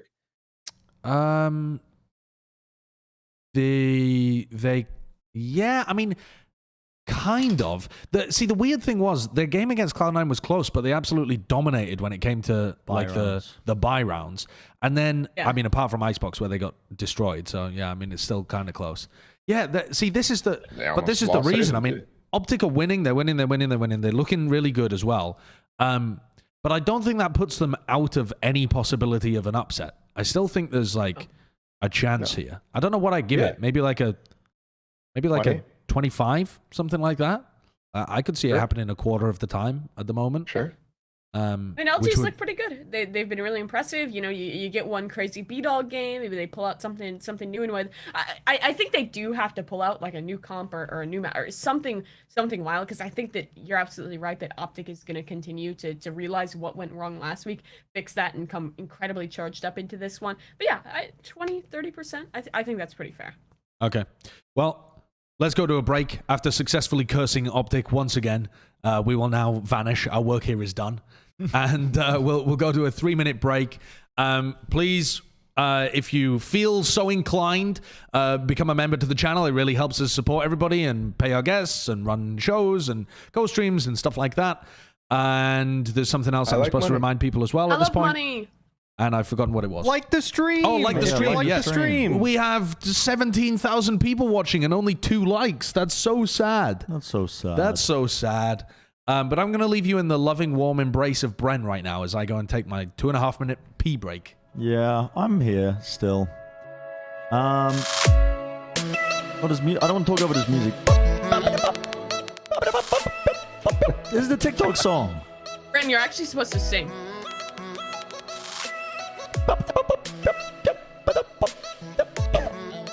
All right. This is so sad.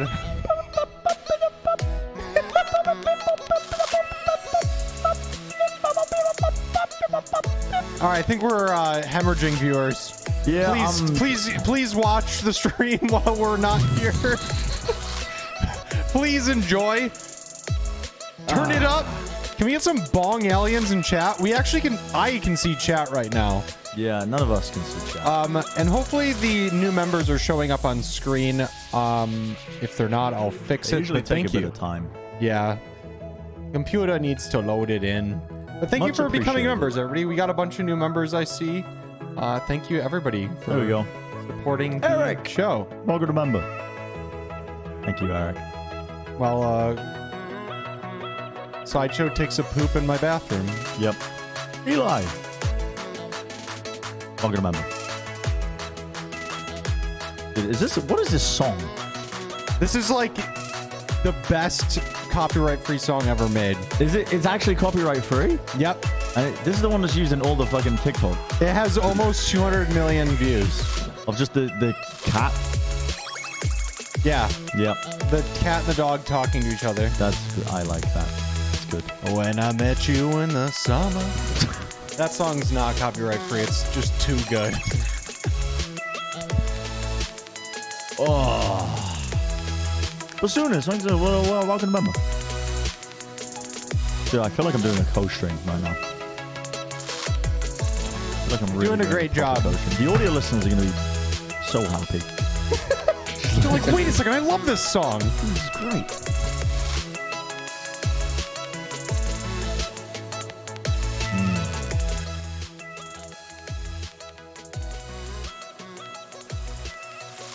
Was there any breaking news that we missed? All right, I got 20 seconds to look it up. All right, I could just look at chat. Chat, any breaking news? Yeah, Real didn't quick, say we have 10 anything. seconds. And there's a delay. Chat interaction. I love chat. People are just typing the meme in chat. We only have 725 likes and 2,000 viewers. All right, done that's so looking at sad. chat. Thanks for watching the stream. Time's over. You don't get any more meme music. Now you have to listen to a podcast again. Oh, boring. Boring. Yeah, Mimi, what are you stuffing your Mimi, what face are with? You're as bad as Connor. What the fuck is that? Are you just having borscht? Did you make a smoothie in 3 minutes? What is that? And put it in a bowl? Microwave bomb some acai? Like, what the fuck? I made a smoothie this morning. I had the time zones wrong, so I woke up an hour later than I meant to ahead of the show. So I was like, oh fuck, I have to be on in like 20 minutes. And I made a smoothie. I'm like, oh fuck, I don't have what? And I only have 3 big cups in my house. The rest of the cups are small cups. So I thought I made too much smoothie for the small cups, and I don't have time to watch the big cups. So I just grabbed a bowl, and I come downstairs, and then we're starting the show, so I didn't get time to drink my bowl smoothie. So it like melted because it was made from frozen fruit. So now it's like liquidy mush in a bowl, and I was trying to fucking lap it up like an animal. I was fucking leaning over my keyboard, just like, yes, delicious.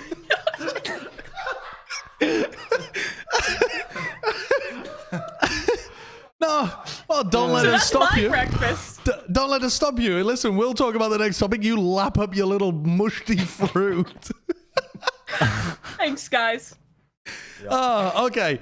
Let's have a listen. As things get geared up towards Copenhagen, God, you are an animal. It's just dripping everywhere. It's dripping everywhere. Is it a spoon or a straw? I do have a spoon. It's only because I'm laughing. It's only because I'm laughing. We It have to looks be like serious it now, looks guys, like a blood please. ritual sacrifice. I'm getting a straw. I'm leaving the show. Talk about Europe. So, as we head towards Copenhagen, there are comparisons that we'll want to weave in from different teams, different regions, etc., etc. Now, one of the big ones coming out from Reykjavik is that FPX and Fnatic didn't even get to play. These are 2 of the best teams from EMEA. I mean, FPX finished first seed at stage 1. Fnatic was 3rd seed, but looked like one of the best teams, looked like second best, I would say, above G2. But Fnatic, for various different reasons, weren't able to play with their main team. They had 2 substitutes, and FPX were going to have 3 substitutes, so they weren't even allowed to play. So if you're a North American fan and you're sat there all proud and pretty, and you're like, okay, NA's on top, we're looking fabulous, all of the teams, there's a lot of depth, we're looking great. Bear in mind, you've not actually seen FPX and Fnatic playing at full force. So here's my question, and I want to throw this to Balla to start off with. Do you think that FPX and Fnatic currently look better than the best teams in North America? And I don't care who you think's the best team in North America. You can pick OpTic, EG, 100 Thieves, Ghost, whoever you're talking about, right? But do you think FPX and Fnatic are looking better than North America right now? No. I don't think so. I almost want to say yes, but I don't, because I'm super high on OpTic and EG right now. I just haven't really seen like a massive ceiling from Fnatic, and FPX continue to do a little bit of trolling in all of their matches, even though I fucking love watching them. And I think one of the problems I have with watching just EU in general is a lot of times I see the ideas and I rate them higher than I should.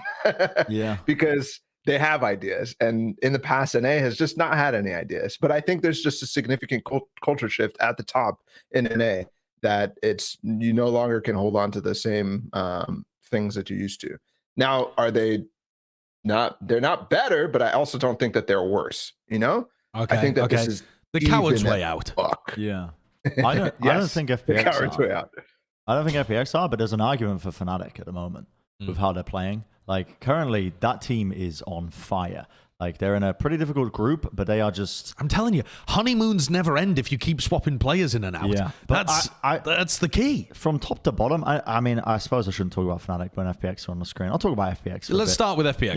Yeah, let's talk about FPX. I mean, I think this team showcases really cool shit all the time. They have the individual talent as well to be able to carry them through against most teams, but they're still a little bit of a, they're an overheat team where, they might cook up something a little bit too much and overheat a little bit.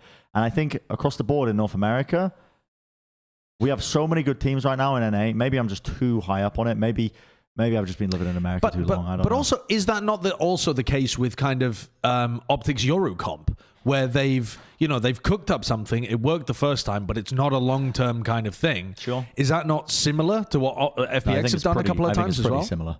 I think it's pretty similar, to be honest. But I expect teams to refine that as you head into playoffs, Discard the stuff that didn't look as good, as long as you're still working on new stuff all the time. They would be mad competitive against NA, but I don't think they're better than NA. I think it'd be... Well, I think one of the reasons why I think it's actually kind of stronger from FPX is that they clearly understand that they can counterpick, and for them to have a wide breadth of comps is a benefit to them, whereas OpTic doesn't counterpick. They go for what they believe is optimal, they believe will be good no matter what comp or anything what team they face against. And I think that gives FPX an advantage of that, but I don't think that's a strong advantage, if that makes any sense. Because, for example, this series against who are they playing? OG London United. Yeah. That Sage is a hard counter to the Fade on the other side. Like they're just at any time they're pushing Garage with a Prowler, which is a main reason why a lot of teams are running Fade on Haven. They're just Sage slow or Sage wall, and then that entire push just gets stopped. They can't do it. So yeah. FPX have also been experimenting with quite a lot of Fade. I mean, their comps are. They're cooking up wild shit all over the place. It really feels like they're taking the meta in a very different direction.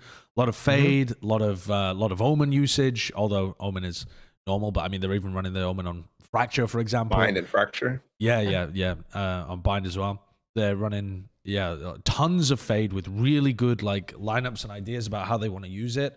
And then on the other side of things, you've got Fnatic, who are playing, they're innovating as well, but I feel like they're much more driven by this incredible firepower that they're getting out of Durka and Alpha. Yeah, I mean, when I said I wasn't too much of a believer, I feel like Fnatic really need to work on refining their system and stuff. Mini just said, "No, you're a moron. We've picked up the best player in the world, and that was a few months ago. His name is Durka, and now we've got the second best player in the world as well, and his name's Alpha." Yeah, they are popping the fuck off. And while I felt like that first week, Durka was still getting in touch with Chamber, and then it's just been pretty solid on it now, man. He's up to the top. Pretty solid. And on the Rays as well when they need to fill it, when Alfie is playing something else for them.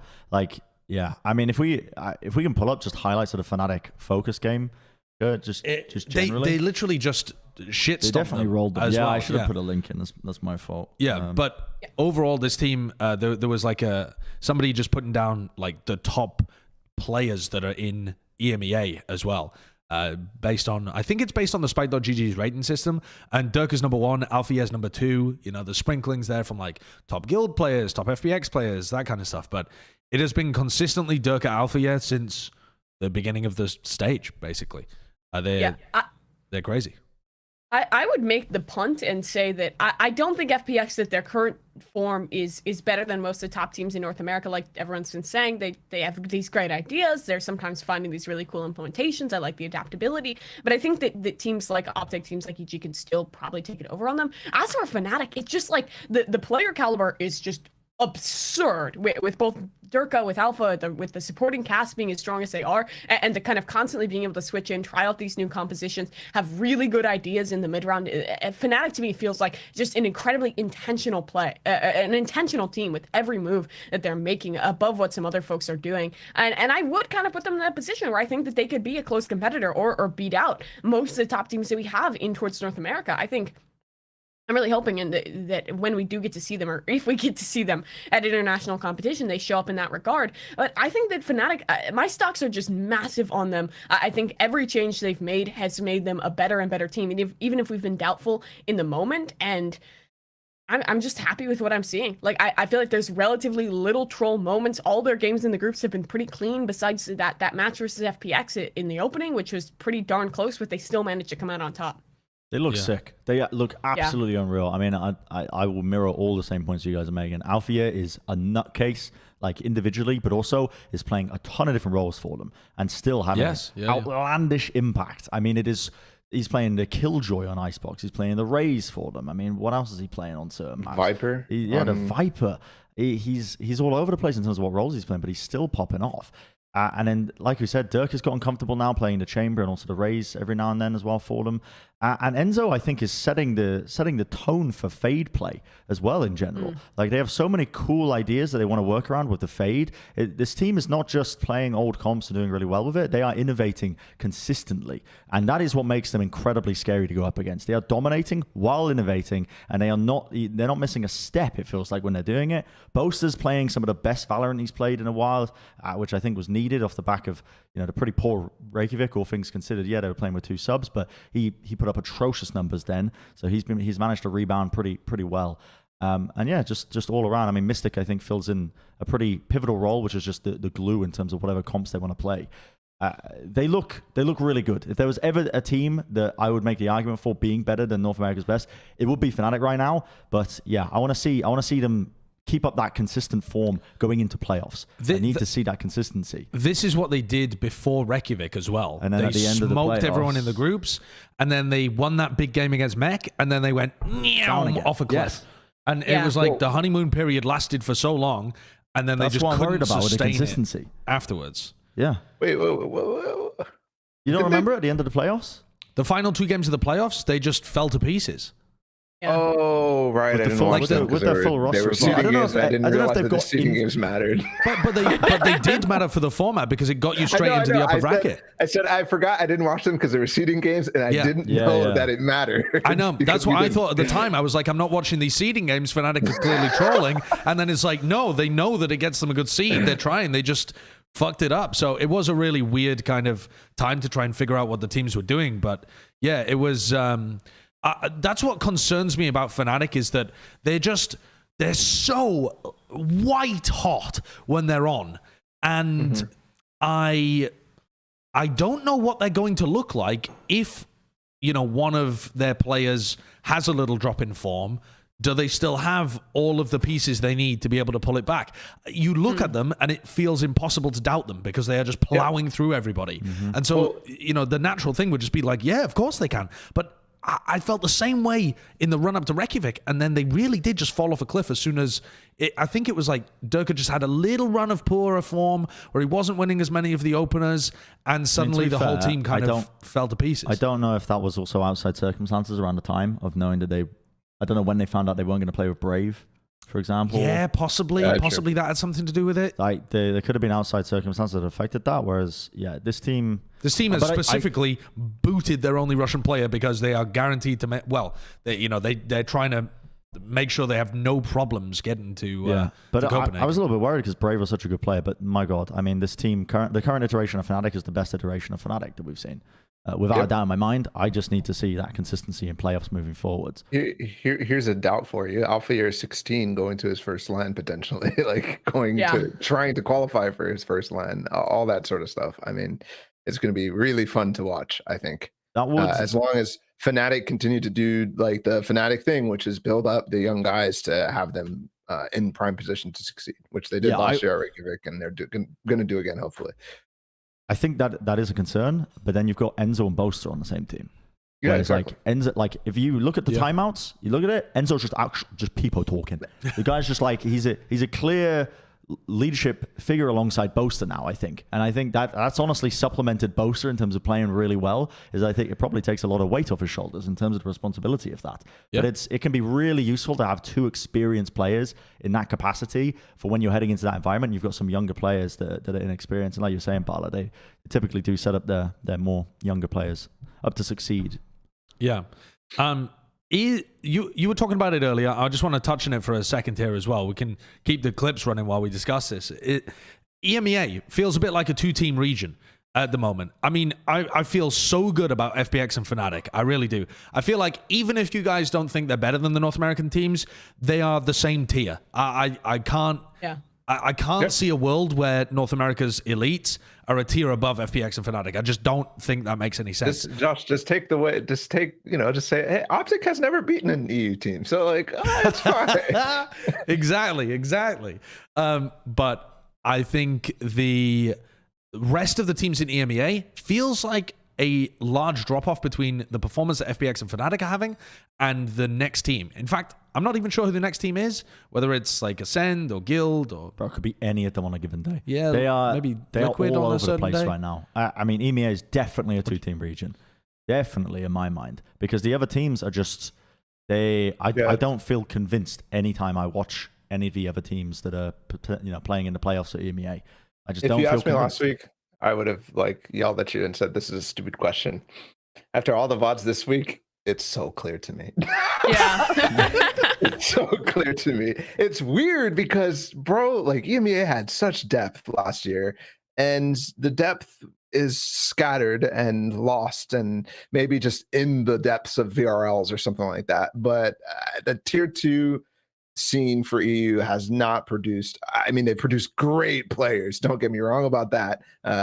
But the teams themselves, it's just weird. Like they're not actually able to challenge. And maybe that's just because the top teams are so fucking good, and we're seeing like a reverse like Korea, and the rest of the teams are still good, but they're the best are just way better.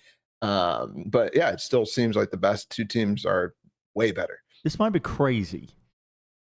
But do you generally think the things that you say are pretty crazy? Okay, but am I right in thinking, right, when Chamber came around, NA adopted it way faster, way more compared to the other regions? They did it practically instantaneously within 2 months. Like everyone was playing it and doing really well at it.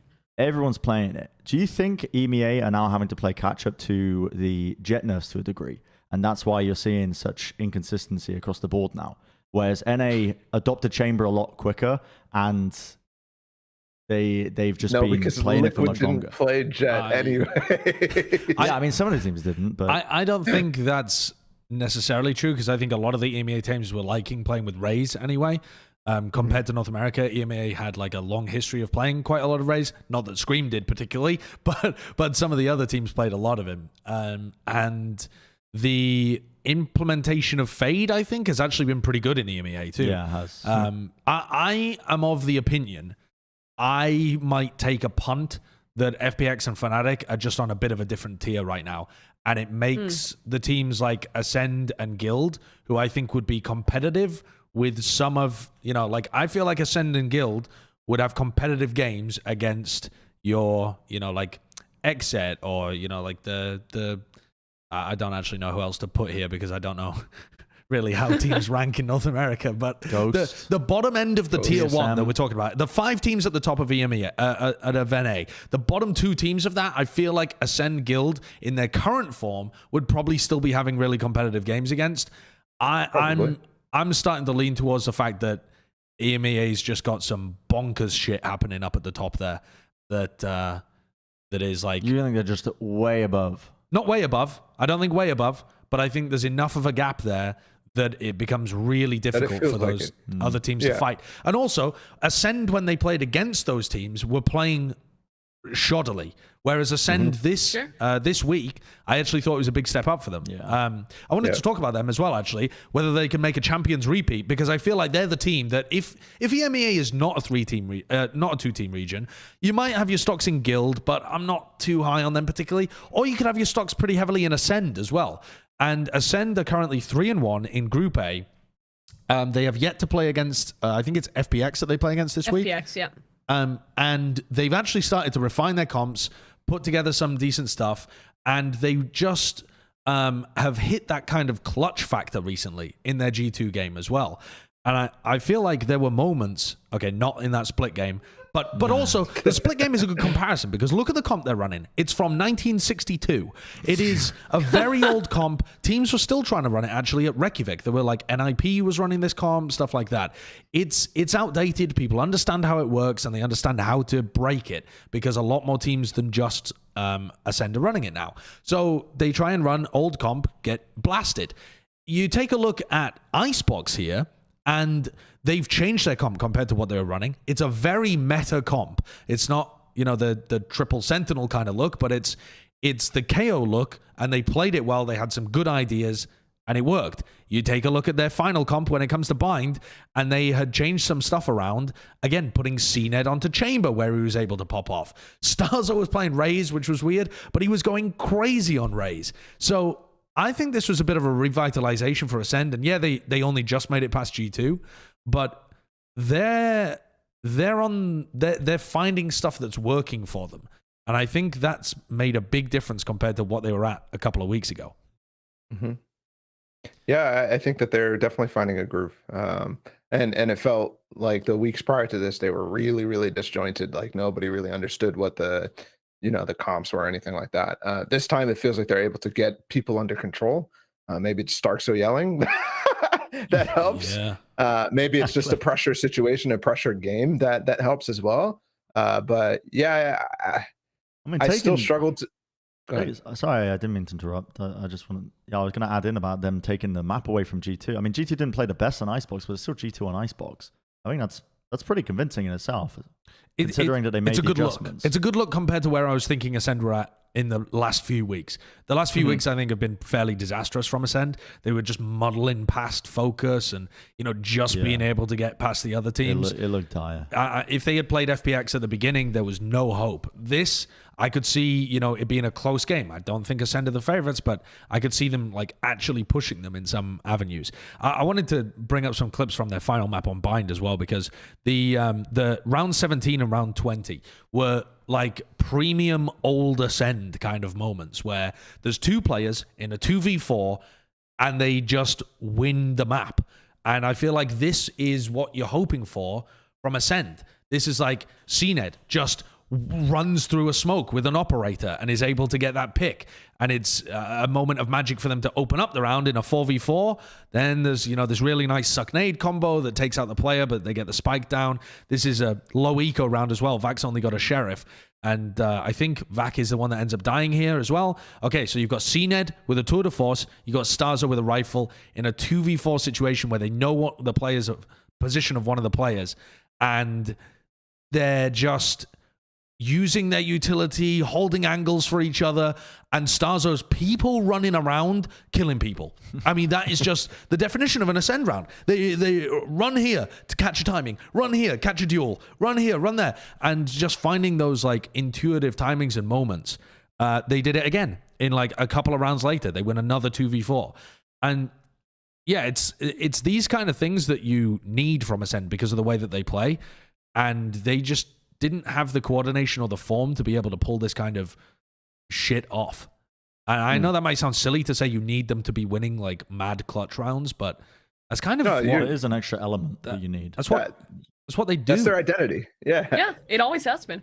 I think one of the problems though for me is that it also relies on them sometimes just not stopping, and that costs them 4v2s. I mean, in this game, there's an example on the defensive side where they're just like retaking, I think in a 4v2 situation, and the G2 guys are playing post plant and their lineups are landing, and ACEND is like, well, what the fuck, we have to push, but realistically just had to wait for the angles to open up again, for the smokes to fall, and then they'd easily be able to take the fights, but they push 2 people in because they can't stop doing something, and that's a problem, and was a problem probably at Champions as well, but most of the time that wasn't a situation that would cost them in this instances, and in the future it could, you know.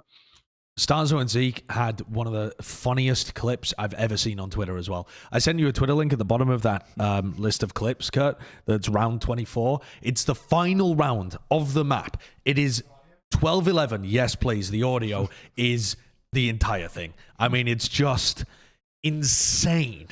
This clip fucking kills me. This isn't like them on a random round, though. This is them on the final round, whether or not it goes OT or whether they win 12-11 up. Listen to this. Listen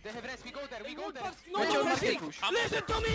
There's 2. Listen to me, curvo! 5v3. They have go there. Listen to me! There's 2. Listen to me, curvo! So that's Zeke. Zeke is the IGL, and Starzo spams a player down in the smoke. He spams a Vova down in the smoke, and he knows that they have res, and so Starzo's saying, let's take hookah and deny that space so that they can't res. And Zeke is the IGL, and he wants him to play slow, and Starzo's like, no, we can't play slow, they're going to get the res, because, you know, he wants him to play slow because they have an advantage. And so Zeke's like, listen to me, like, I'm the IGL, listen to me. Starzo gets another kill through the smoke, turns around, listen to me, God. It's just so fucking funny. It's yeah. It's like just there's something so human about it. Insane adrenaline in so the moment. Relatable about it. They're also really good friends, so it's not like they're not like gonna take this grudge away with them. Maybe they would if they ended up losing that round and losing the map and losing the series. They tweeted out. Yeah, they tweeted it out afterwards. A monster tweeted so it out. Funny. It's so fucking funny. I just can't get over that the score is 12-11. Yeah. This is like the most pivotal round. Meanwhile, CNED holding angles at long. Just screaming in the background. His teammates are losing just smiling. their fucking mind. Mom and dad are fighting, and CNED's just downstairs trying to watch PBS Kids on long, holding the angle. Yeah, so it is madness. It's a roller coaster, but they are getting on the right path, I think. If they made a Champions repeat, I don't even know what to think about Valorant anymore. I'm not saying TikTok podcast. winning it. I'm not saying winning it. I'm saying making a reappearance there.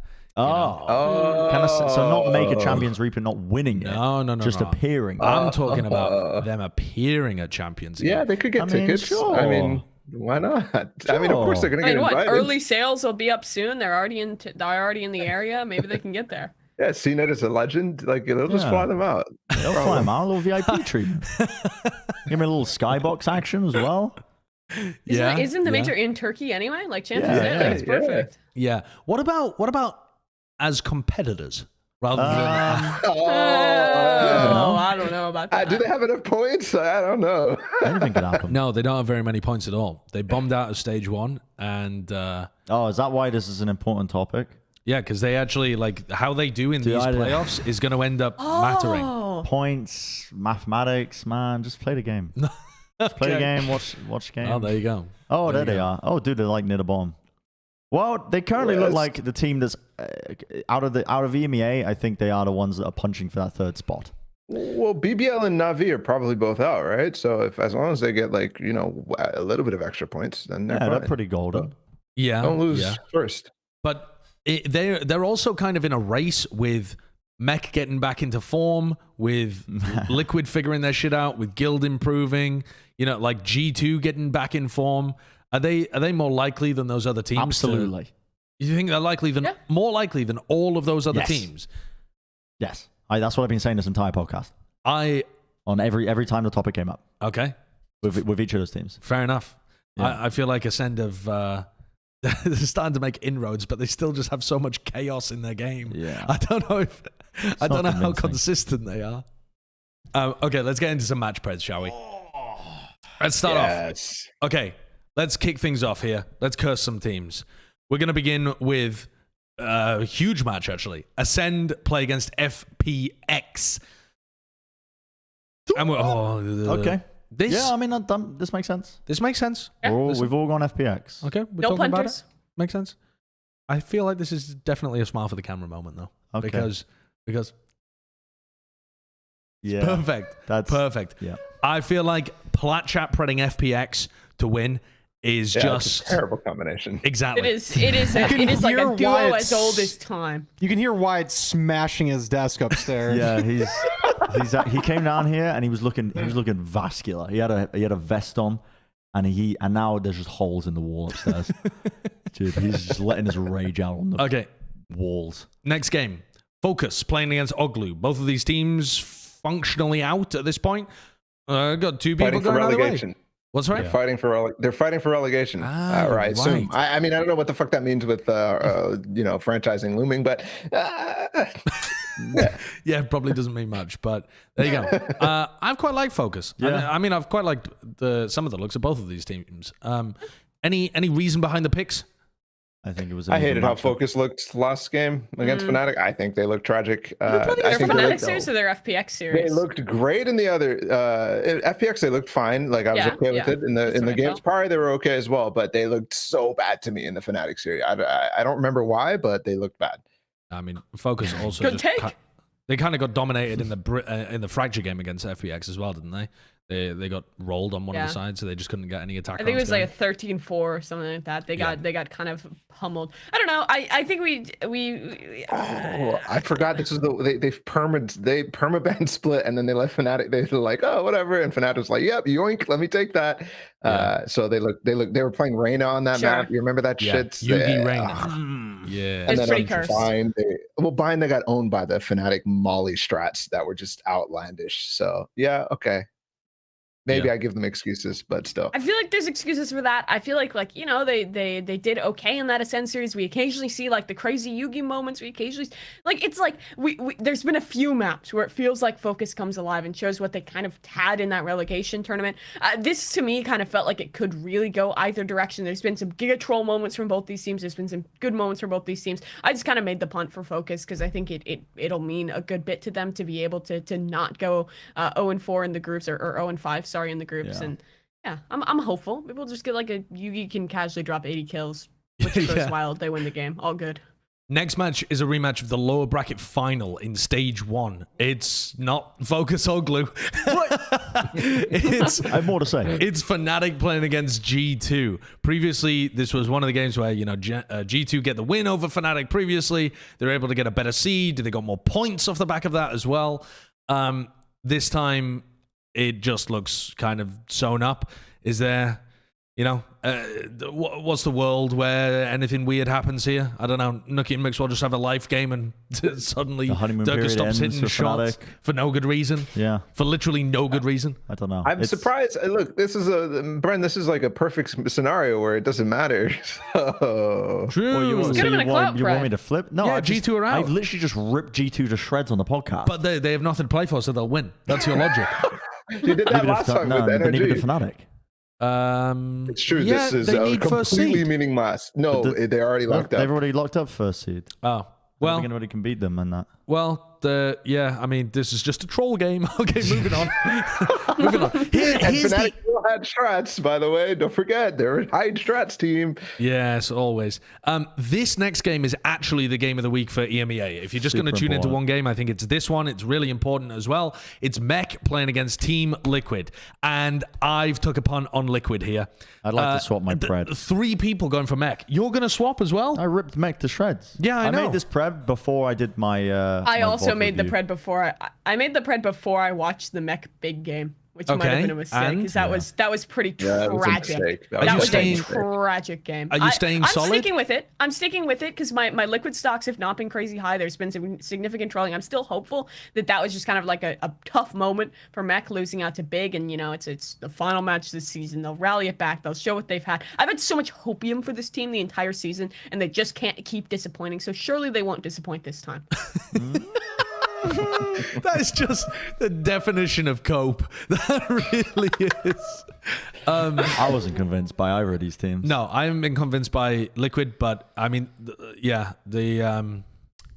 didn't talk about the Liquid Na'Vi game, but Yampy took 40% of their first duels as a solo smoke player, died 62% of those times, so he was just leaving them in 4v5s, With no smokes. or he would just win the duel and they would win the round. I swear, it all just came down to Yampy. These teams are lost. I was watching it. I thought Yampy was IGLing because he was the entirety of their strat in the rounds most of the time. Apparently, Scream was still IGLing. I don't know what they told him. Yampy, go TP behind them. Yampy, go push them. Yampy, go here. Yampy, go there. Yampy, overheat. Like, that's just what it felt like the entire fucking game was. But I, for some reason, still have more faith in them than I do with Mech. God bless EMEA. Balla, why you were so sad about Mech, but you're still predding them? Yeah, because I was so sad about Liquid. It's the opposite effect, right? Liquid, I was like so sad about the entire season, and then Mech, I was like, this is okay, like it's fine, they'll come back. And then Liquid start to look like okay. I feel like they looked okay in this last game, but Mech looked bad. I don't care. I'm going with Mech. They need to win. They must win. It's literally a full heart pick, like just completely. And Nice. It's sad because I'll probably lose first in predictions, but. Yeah. True, actually. I must believe. All right, next one is Na'Vi playing against Guild as well. Guild are definitely not a team that we've talked too much about. All going to pred them here. They've just been quietly getting win after win, but they don't look great enough to really have like a run to Copenhagen. Balla, you raising your hand? You want to speak, little child? Mr. Kurt, my prediction is wrong. Oh, you've you've gone gone for I for predicted Na'Vi. Na'Vi. Yeah. I'm a little SSK simp. That guy is nasty He is Fortnite nasty. player. He's Yeah. so good. And Oh, he was a I Fortnite have, player. Yeah, he was. Yeah, I've never he seen was. someone get so much value out of Shorty. He buys it as a secondary all the time, and he's so intelligent with it. Twist on the big game was probably better. Oh but yeah, still, actually, I mean, that was fucking- good, crazy value. Laz, Sugar Zero. Sure, but Yeah. he's always thinking about how to maximize. I don't know. It's like OT scenario. He picks up a Shorty as a secondary, even though he's got like a rifle or something or whatever. Judge in OT and split. Yeah, I mean he'll do that. No worries. It's I think a factor of I'm very impressed. I have been impressed all season, even though Na'Vi has been losing. I think that just they're losing not because game plans are bad, not because strats are bad, just because individually sometimes the situations are not going in their situation. Even though SSK7 is playing out of his mind. Yeah, he's crazy. Their bind specifically is just super good. I've been impressed the entire time. Sure, it went 13-11. They barely won. But Zeddy popped off in that one, and that gives me hope that for them, it's a must-win scenario. Guild does not matter. If they win, they move on to play. I believe it's something like that. It might be more. It might be less in their control than I think. But either way, like I really hope this team makes it to playoff. I think it would be fun, and I also think that this team is better than Guild. I actually like, don't think it's ceiling-wise. even possible for Na'Vi. Oh, yeah. There has to be a three-way tie, right? For Na'Vi Yes. to be able to make it to playoffs. Because if they just win and Mech just lose, then they lose their head-to-head. So they need another team to also make it 2 and 3. So they need Big or BBL to win their game. Wouldn't it be BBL? and they're both- well, don't any BBL to win? It- They're both needs playing against big- each other. They're playing against each other. So as long as they win, there's a three-way tie. If Right. Mech loses, Mech loses, Right. What the hell is or they're going playing. on? They're also playing for relegation. So like, it's either they make it to the playoffs or they're getting relegated. the top or the bottom. Well, the other game that's happening then is Big BBL. It's just a roll of the dice at the bottom. Big BBL, who's impressed you a bit more? Dude, no one going.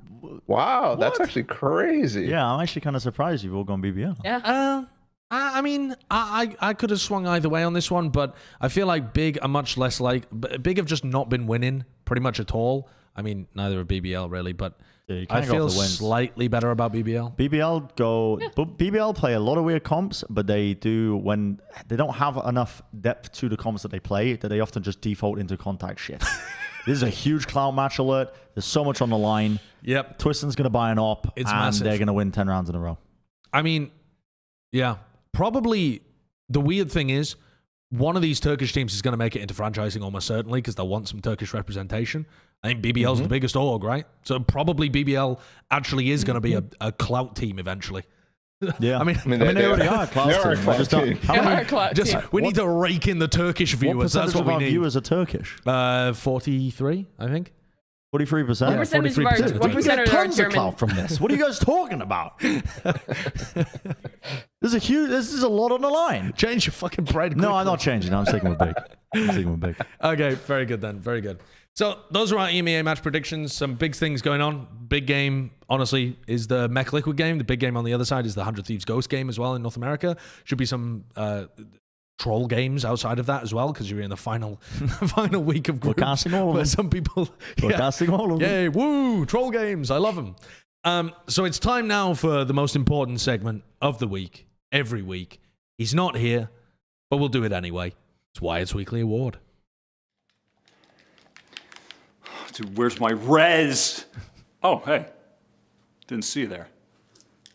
That's why it's Weekly Award.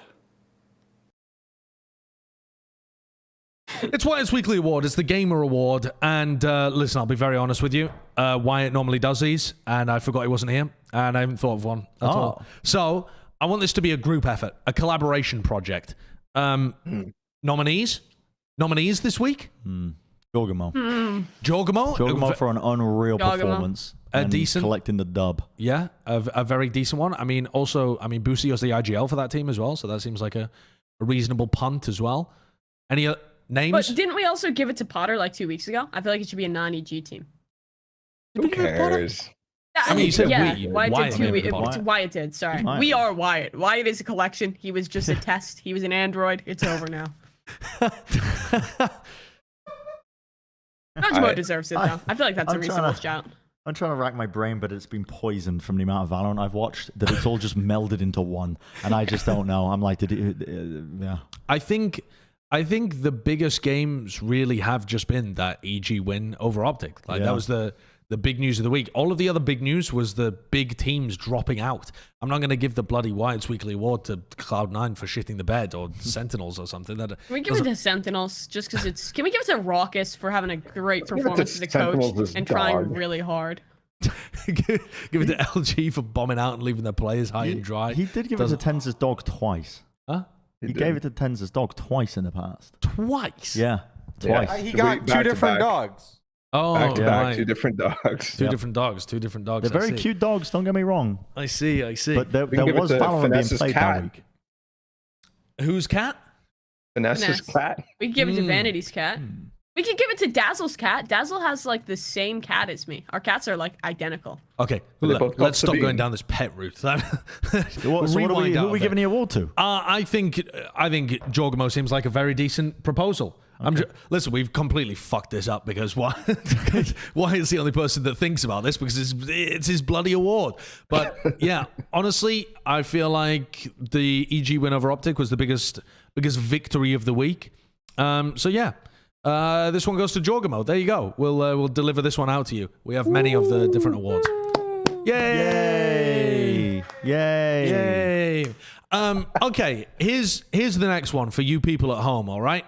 We'll be doing a kind of playoffs, like going into the playoffs next week. Oh, looking at the Preds, that kind of stuff, looking through the top teams, etc., etc. But I also want to hear from you as well. At the end of this video, you'll be able to comment for the first time instead of using the live chat. I think you can comment now. No. No? Okay, I don't No, you have to put a comment at the I end. guess not. Here's my comment. What region do we need to be doing a recap of? Because the Paper X games against Lays we could be covering. The Loud games where they've been obliterating people. There was a 13-0 map again this week. Makes from our Loud. job easier. DRX have been running some really interesting compositions in their wins against Unslayers and who else? Against DWG as well. Yes. Yeah. Should we cover underground Chinese tournaments? Listen, the power is in your hands. Leave a comment at the end of this video, and we'll take a look at them as well. I promise. We definitely will. Where does Tens go after this? Yeah, where's Tens going once he leaves Sentinels? Huh? Is he going to leave Sentinels? Is he going to leave Sentinels? Maybe. There's so many questions that you have to answer each one. Let us know what you think. We'll see you next week. That does it from us. Episode 94 out. Bye-bye. Bye.